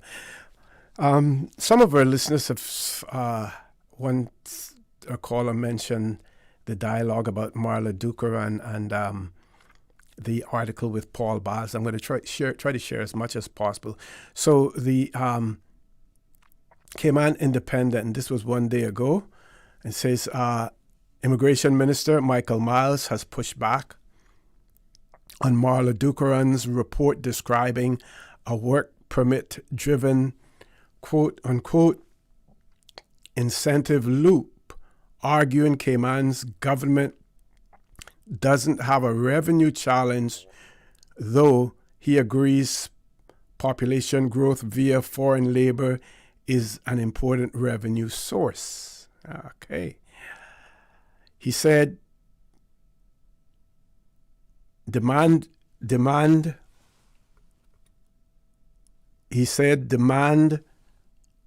for foreign labor is an important, is simply reflects, he said demand for foreign labor simply reflects more jobs than Caymanians to fill them, but stressed more planning is needed to help local graduates transition into full-time employment. Miles pointed to a 2023 skills gap study by UCCI and Rezimbid, which found hiring challenges in hospitality, solar, photovoltaic work, and ICT due to a lack of specialized skill sets, and warned Cayman could see growing resilience on non-nationals for required skill sets without concerted effort. So that is what was carried by the Independent. And then there's an article written by Paul Biles. I want to find the date on this, the 28th, July 28th. So that would have been yesterday. And it says that Cayman's permit numbers are not the disease, they are the symptom. Now I have to go to our headlines at 2 o'clock, and in the absence of any callers on the line, I'm going to share Mr. Paul Biles' article with you. Of course, what I should be doing is sharing with you what Ms. Dukaran has said first, but since everyone has been focusing on this, I'm going to share the both responses to you. So I'm going to do it the opposite way around, from the end rather than from the beginning. Folks, please stay tuned. Talk today. We'll be back shortly. Yesterday, today, always and forever. Always love. Radio Cayman in the Cayman Islands. From Radio Cayman's newsroom, this is Headlines. The Headline News is brought to you by Kirk Market. With your latest headlines, I'm Elizabeth Charles. Cayman Islands Monetary Authority regulated financial services providers, including investment funds, must prepare for 2 new rules coming into force on September 18, 2026. According to industry guidance, the AML rule and sanctions rule clarify existing requirements, but add stricter controls on outsourcing and require independent anti-money laundering audits that CIMA can directly enforce with administrative fines. In international news, U.S. Representative Frank Pallone, the top Democrat on the House Energy and Commerce Committee, today requested documents and answers from Elon Musk on the environmental and public health impacts of xAI's Colossus data centers in Tennessee and Mississippi. In a letter, Pallone said Musk's SpaceX, which owns xAI, had shown disregard for the health and well-being of local communities. In other news, hedge fund bets that U.S. healthcare stocks will rise neared a 5-year high last week, a Goldman Sachs note showed, as cash-rich speculators look to profit from AI-driven breakthroughs and favorable financing conditions. Goldman says hedge fund exposure to healthcare relative to U.S. equities is near a 5-year high after a second straight week of heavy buying in the sector. Those are the latest headlines. I'm Elizabeth Charles. www.radiocayman.gov.ky. Check out our social media pages: Facebook, YouTube, X, formerly Twitter, Radio Cayman Headline News.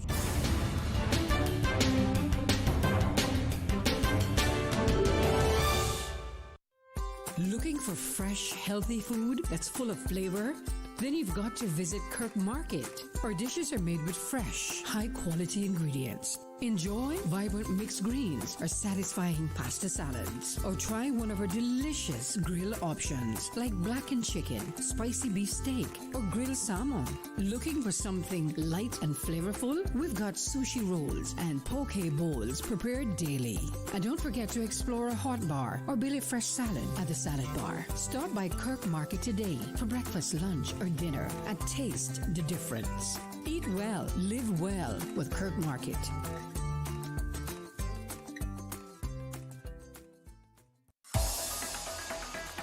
Radio Cayman's Talk Today.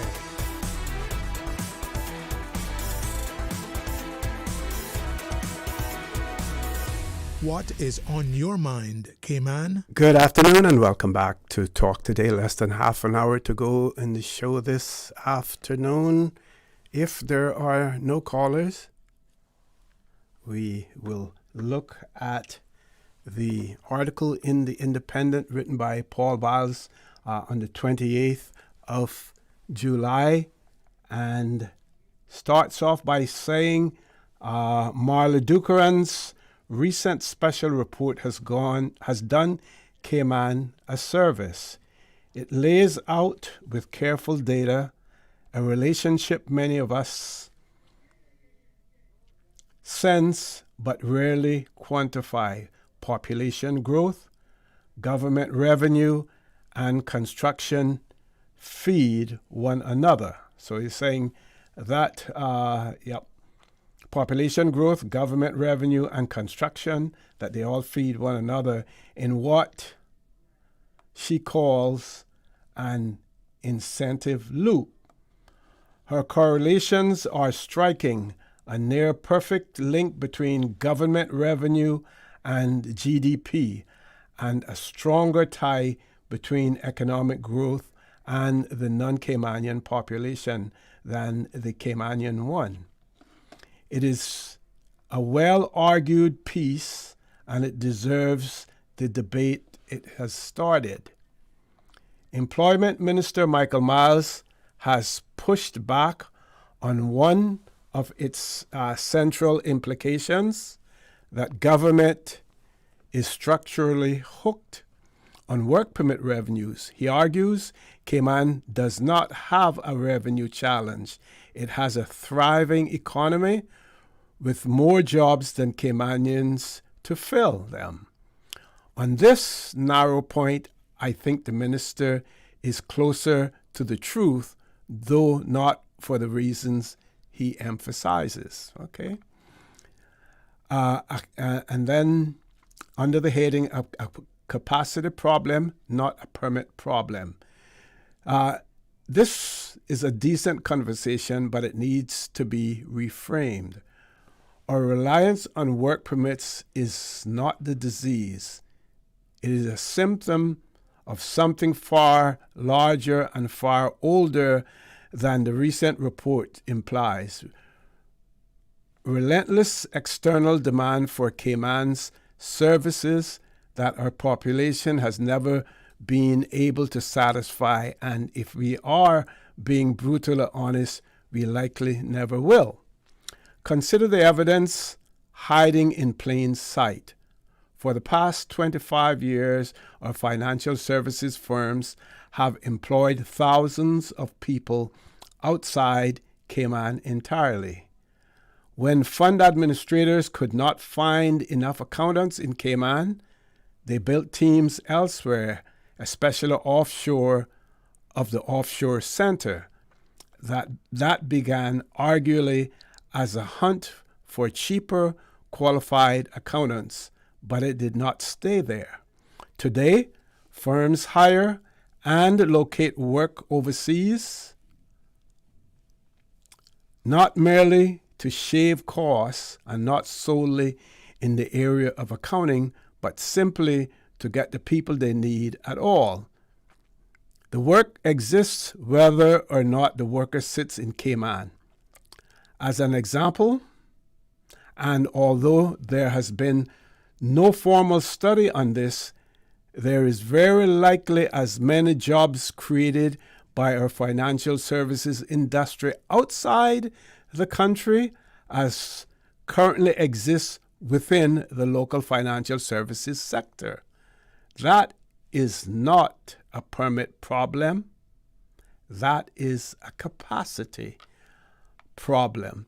Well, I would pause there for a second and add my 2 cents to this as well. To me, it is more than a capacity problem, depending on what capacity you're talking about. If you're talking about the capacity to earn and the capacity to hold on to what you earn, with the Cayman Islands being a high-cost jurisdiction, it may be more financially viable for the persons to remain off island and work as opposed to being in the Cayman Islands and working where the cost is higher. So it goes even beyond that. I think Mr. Biles fails to realize it's not as black and white as it seems. So I just wanted to add that in response, to that part about the fact that the financial services industry has created as many jobs outside the country as currently exists within the local financial services, and that that's not a problem.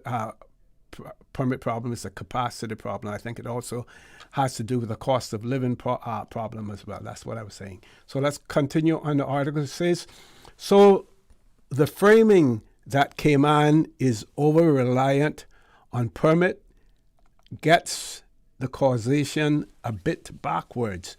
Permits keep climbing, not because government is addicted to the fees, but because firms are growing and hiring far faster than a country of 90,000 people can supply talent. The gap between the labor or economy demands and what our population can provide has never been wider, and every trend line says it will keep widening. The other thing that I haven't read all of the article yet, but have we taken into consideration, are these people, are they talking about the white collar jobs? What about the blue collar jobs? How many people are circulating on this island without a fixed employment? They have been brought here, they have been labor trafficked into the Cayman Islands, and when they get here, no job for them, but they're kicking around simply because the authorities do not have sufficient time and sufficient resources to police all of that as well, right? That needs to be brought into the conversation. Also, we may have 10-20% of our work permit population here in the Cayman Islands who are not necessarily employed, quote unquote, employed under the in the traditional sense that they have an employer who has been authorized by work to employ them. You might have many people here who are just freelancing, and I believe that is exemplified with the story with the person who was here for 15 years. The question is with that person, were they working for the same employer that the work permit had expired on, or were they out there, freelancing as well? Just a few questions, and I feel and I believe quite confidently that I can, speak with authority on some of these issues as well, because I have lived it. After more than 30 years in the business, should know a little bit about it, folks. Goes on to say that none of this makes Dukaram wrong about the consequences. She is right that this growth carries costs and that they land hardest on Caymanians. Housing is the clearest example. A government-commissioned study found we are already short more than 3,000 homes and will need thousands more just to keep pace. In the Caribbean, our cost of living is second only to Bermuda's. Infrastructure, roads, waste, water is straining visibly. These pressures are real, and growth exacerbates every one of them. Okay, I'm told that we have calls, so I'm going to have to abbreviate this part of it. And we're going to take one caller now, and then we're going to go to our last commercial break. Caller, good afternoon. Welcome to Talk Today. Good afternoon, caller. Welcome to Talk Today. Good afternoon, Mr. Moderator. How are you? Good afternoon. I'm fine, sir. How are you? I'm okay. Got a little bit under the weather with a cold. Sorry to hear that. Yeah, thank you. I find your conversation, your comments quite interesting on the present situation on the island. Mm-hmm. OC, you know what? Our younger generation that is coming up, a lot of those kids are confused. Some are not so ambitious, and others are really confused as to what they should do and where we're going. Mm-hmm. Where are we going with all of this overdevelopment and talking about finance and how much money we got? If we look at Jamaica, what year was that the Jamaican part of Jamaica sank? Port Royal? Was that Port Port Royal? I have to look it up very quickly. Yeah, it is. I'm just going to question you. I know it's Port Royal. Mm-hmm. Okay, you go ahead and talk and I'll find it for you. Good. Jamaica is so much larger than the Cayman Islands. Let's look into perspective what's happening here. And this is not some thought that is just in the sort of talking nonsense. A reality check is we're putting too much weight on this little rock. You look around your coastline and see the 10, 12-story buildings. There is no way, I will repeat, there is no way that the Cayman Islands can sustain the weight that's going on top of it. And this is not preaching doom and gloom. You hear about the earth tremors and so on and so forth. Is that just coming because of the nature or something happening under the ocean? I don't think so. It is something that is drastically causing it. We do not have a test or any scientist really telling us what is the situation on this island with all of these buildings going up. No one is really calling to account and say, look, we need to analyze and see what's going on here. It is just build. The economy is really booming. Everybody's employment. Is that what we are all about? Mm-hmm. It is so disheartening to see that people in authority, shall I say, they couldn't care less. Some Caymanians are and some not. You spoke and someone spoke just a few minutes ago. They're holding jobs and you go to a police station, I would say openly and publicly, they are very, very slow to entertain anything like a serious investigation about anything, and it doesn't even have to be serious. They just tell you, well, this is not an offense and this is not an offense. Come on. I was a police officer in the 60s. I'm not a professional, but I know some of the laws, and I see everything just brushed aside, waiting more or less to get their money at the end of the month, and you hear them say, we act and we do this. Sorry, this is not good enough for the Cayman Islands. We need to bring in the police from someplace else. If we cannot get Caymanians, we need to get some other police that is serious about policing this island. It's not happening. People do as they see fit mostly, and I see cars going up and down. No lights, different color lights, and the police cross them like there's nothing happening. Mm. We're not in a good shoe right now. I'll just stop that for right now and think about the Saturday that's coming at the park opening. I think that's so interesting to know that. I really want to get to that and meet Ken O'Brien and a few others. Sure, that's fine, and this is what we're about. Okay, thank you. Thank you very much, caller, for that. We're going to take our last commercial break. Folks, please stay tuned. Talk today. We'll be back shortly.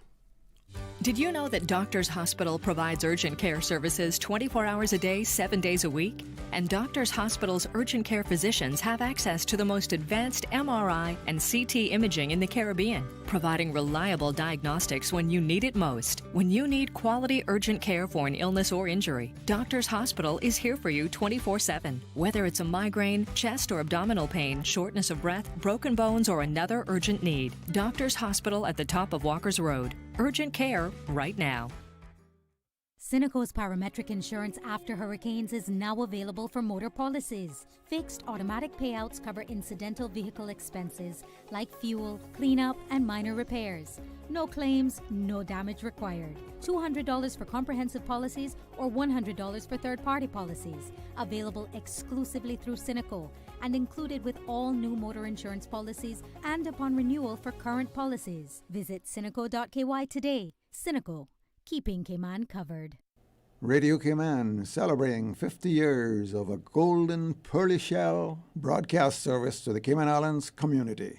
50 years over 6 decades, enriching the Cayman Islands community with entertainment and content covering inspiration, current affairs, news, CI historical and cultural enrichments, and a wider view of the world around us. Happy 50th anniversary, Radio Cayman.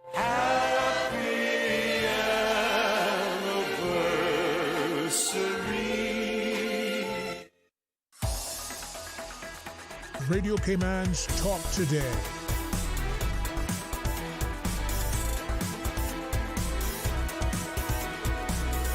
What is on your mind, Cayman? Good afternoon and welcome back to Talk Today. Last 10 minutes of the show, just to for our last caller as well.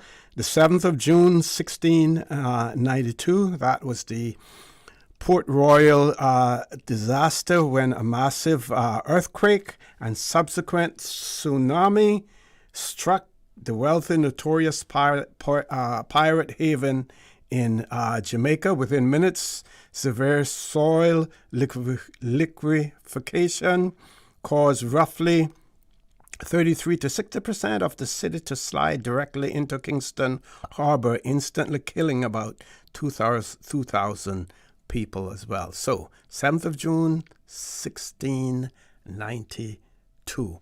We're going to close the phone lines off because I want to finish reading this article since one of our callers actually brought it to my attention, and they were forwarded some of the links to me, so I want to share this with you as well. So this is, we earlier spoke about Minister Ma's reaction to some of the contents of the Dukeran's article or whatever. I'm not sure if it was an article or a report. And I'm sharing with you now in the Cayman Independent the article written by Paul Biles yesterday. And he goes on to say, but nothing, but notice what that tells us. Or should I go back and read the other one? No, that paragraph is too long. That's going to take me quite a while.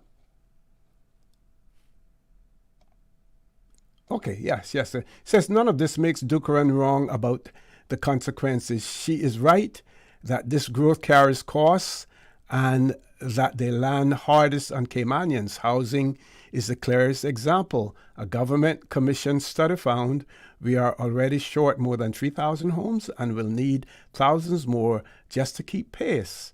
In the Caribbean, our cost of living is second only to Bermuda.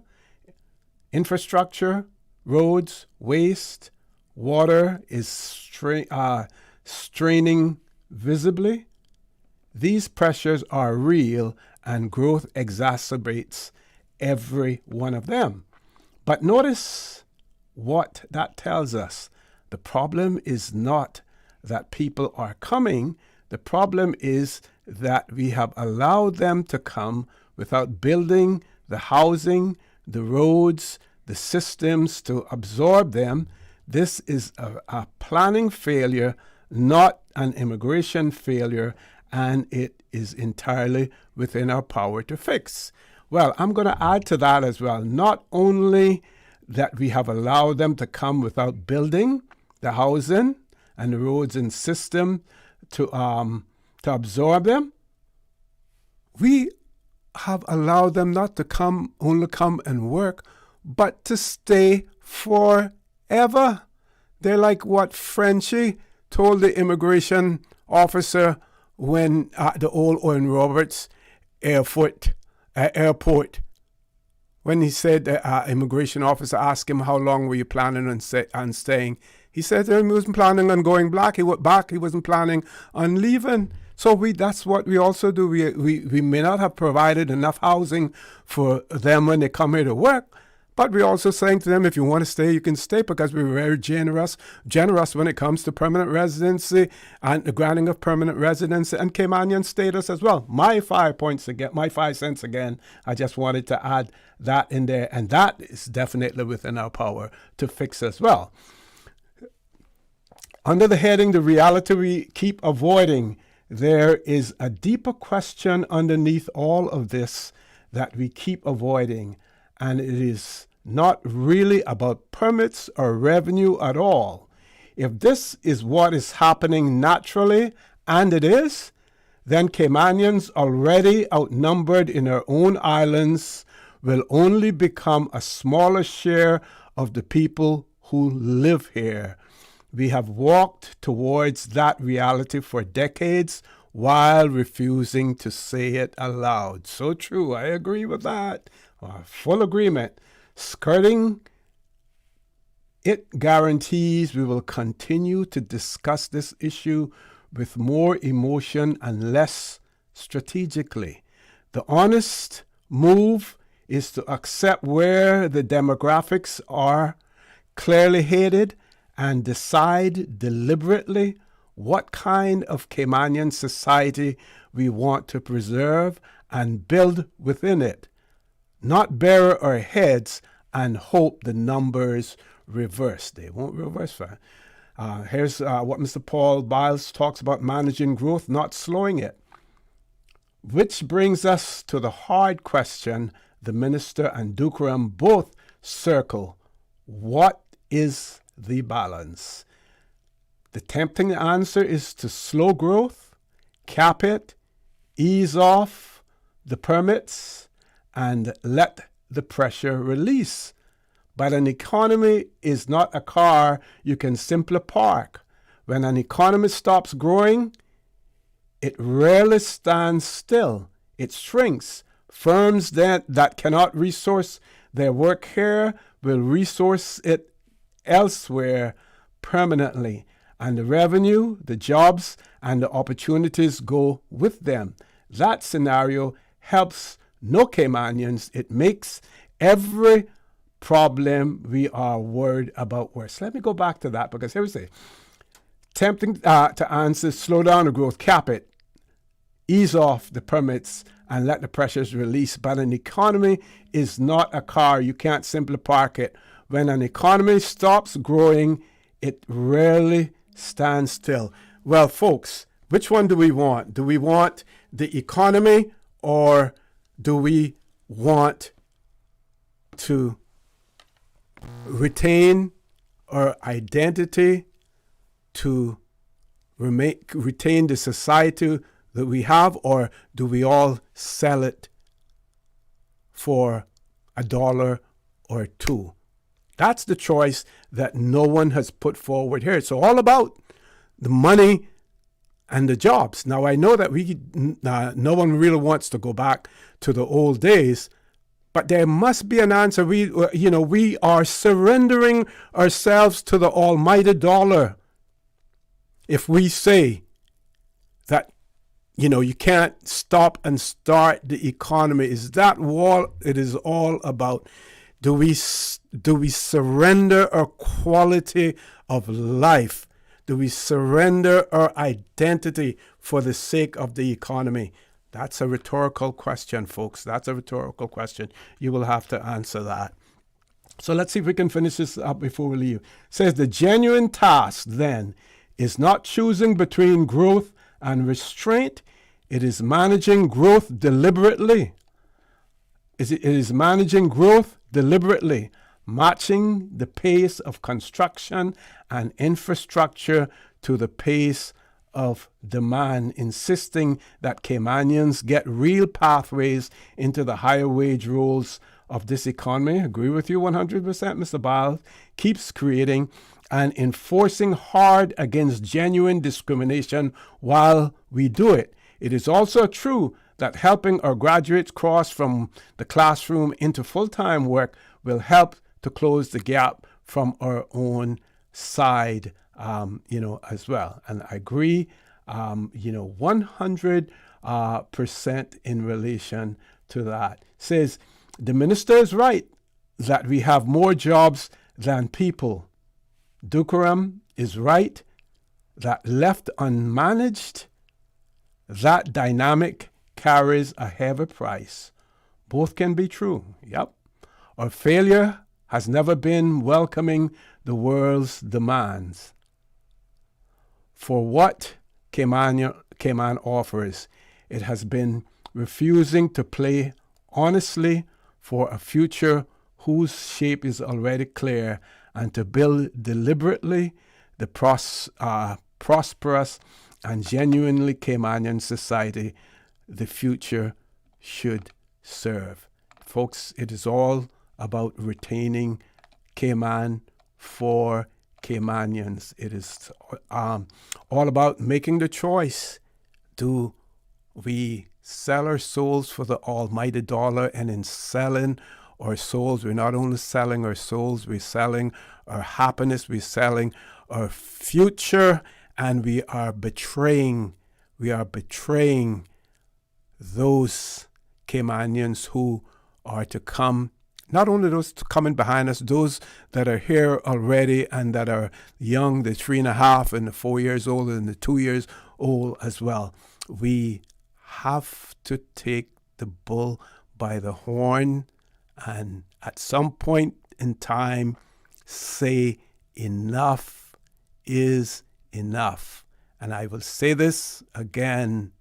If you want an example, look at what happened in Fiji. Look at what happened in Fiji. So I would encourage you, read the Ms.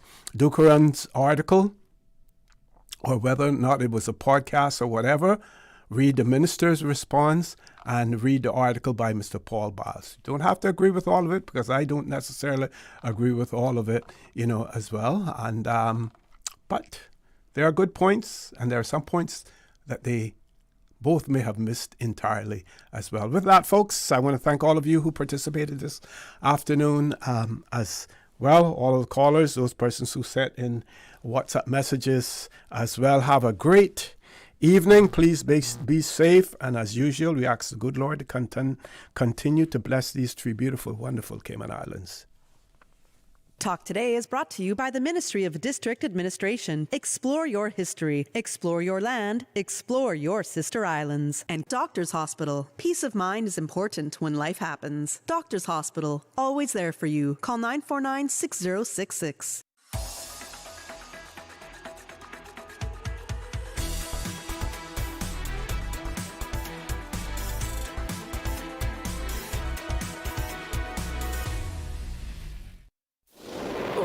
Cayman, serving the islands with pride.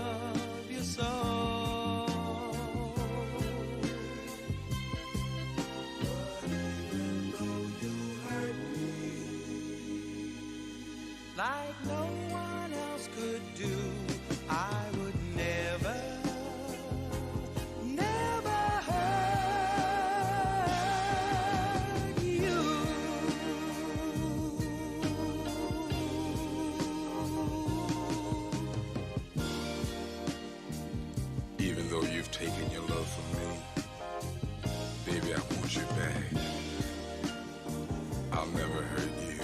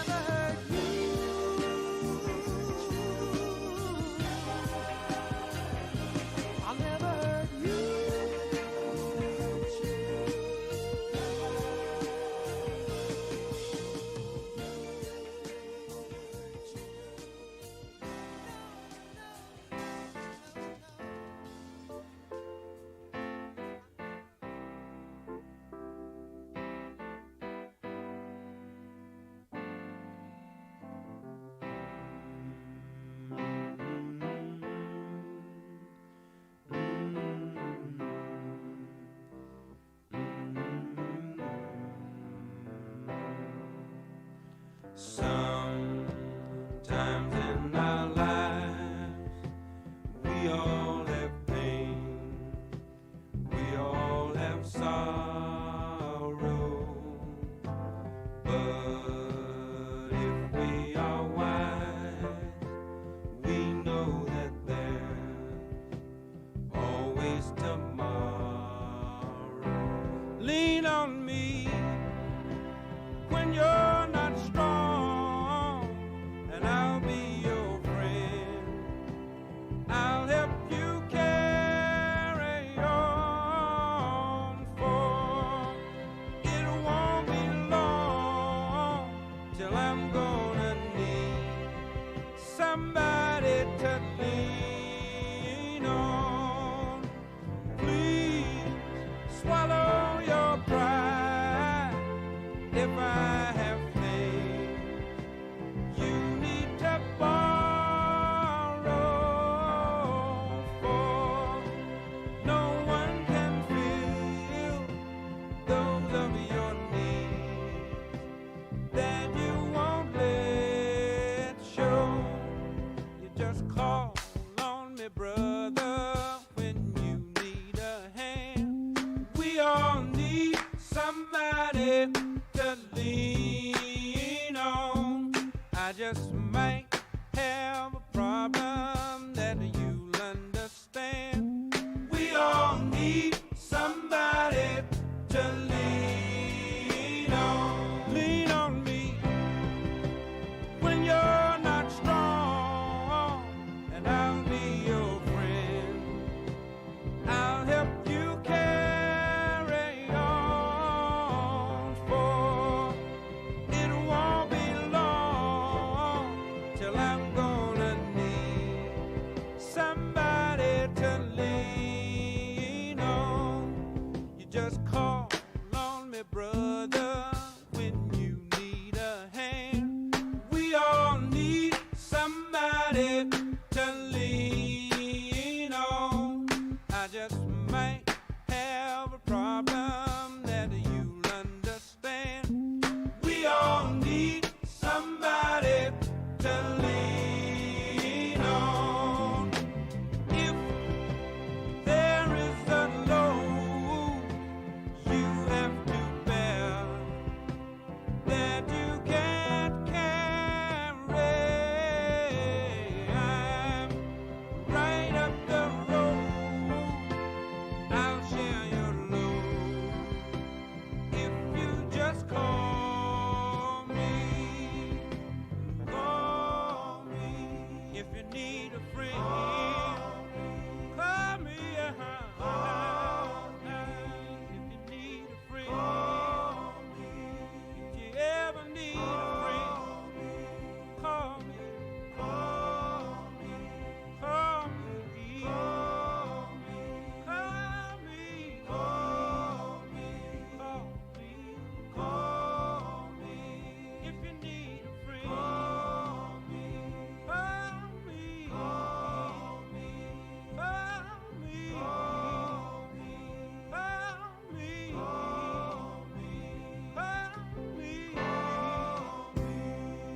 Craving something bold, juicy, and packed with flavor? Introducing KFC's new crispy barbecue sandwich served on a soft, buttery brioche bun. That's 100% KFC premium chicken breast, perfectly crispy, deliciously smoky with crispy onions, cheddar cheese, and barbecue sauce. Just the right amount of messy in the best way possible. Stacked with layers of bold KFC flavor, this sandwich is your new obsession. But hurry, it's only at KFC for a limited time. So what are you waiting for? Get yours today at any of the 3 KFC locations on island. KFC, finger licking good, just got bolder. We were set to battle, and your Aunt Angie was leading the pack when... Aunt Angie, what does this have to do with car damage? Oh, right. Well, long story long. I took down the assassins and wound up inventing a new form of mixed martial arts. I became an international champion until one sore loser karate kicked my car. But I was covered with CG. Covered for malicious damage and more. CG Britgay. Good like that. All benefits are subject to policy provisions, including eligibility at the time of service. The Commission for Standards in Public Life reminds all persons subject to the Standards in Public Life Act that they are required to submit their annual declarations to the Register of Interests by no later than Tuesday, the 30th of July, 2026. To determine if you are required under the Act to submit a declaration, visit www.standardsinpubliclife.ky/register-of-interests. Again, the deadline for submissions of declarations for the Register of Interests in accordance with the Standards in Public Life Act is Tuesday, the 30th of July, 2026. Persons in public life can submit their declarations online by visiting www.standardsinpubliclifecommission.ky/register-of-interests. For the Health of It, heard on Wednesdays at 7 p.m. and repeated on Saturdays at 9:30 a.m. Brought to you by UHealth International, University of Miami Health System. International patients go to UHealth International for consultations with renowned physicians, advanced treatment technologies, leading-edge medical therapies, and state-of-the-art surgical procedures. Whatever your particular reason for going to UHealth International, you will receive customized medical care delivered within a compassionate, multicultural setting. The care you need when you need it. This is Radio Cayman. Right here. Right now. Trusted, local, legendary.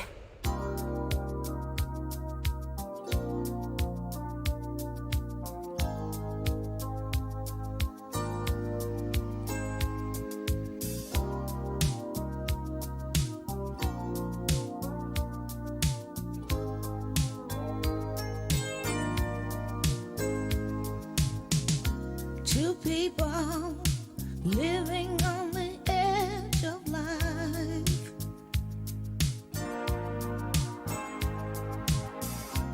Our people running out of dreams and time. I can hear it when you tell me so. I can feel it, but I can't let go. Two people gotta stick together and love one another. Save it for a rainy day. Some people gotta stay whatever and give one another shelter on a rainy day.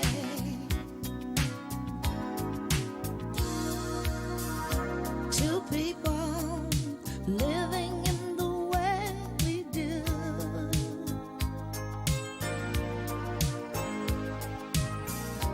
Our people trying to keep a love anew.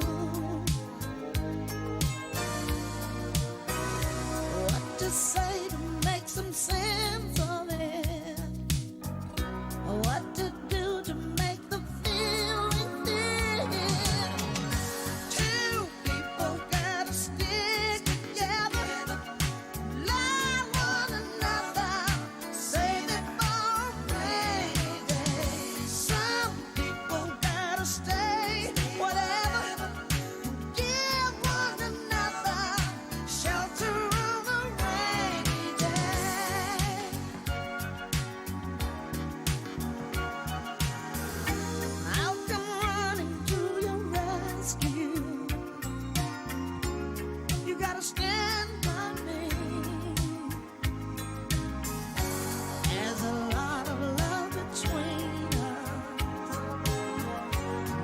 should never let go.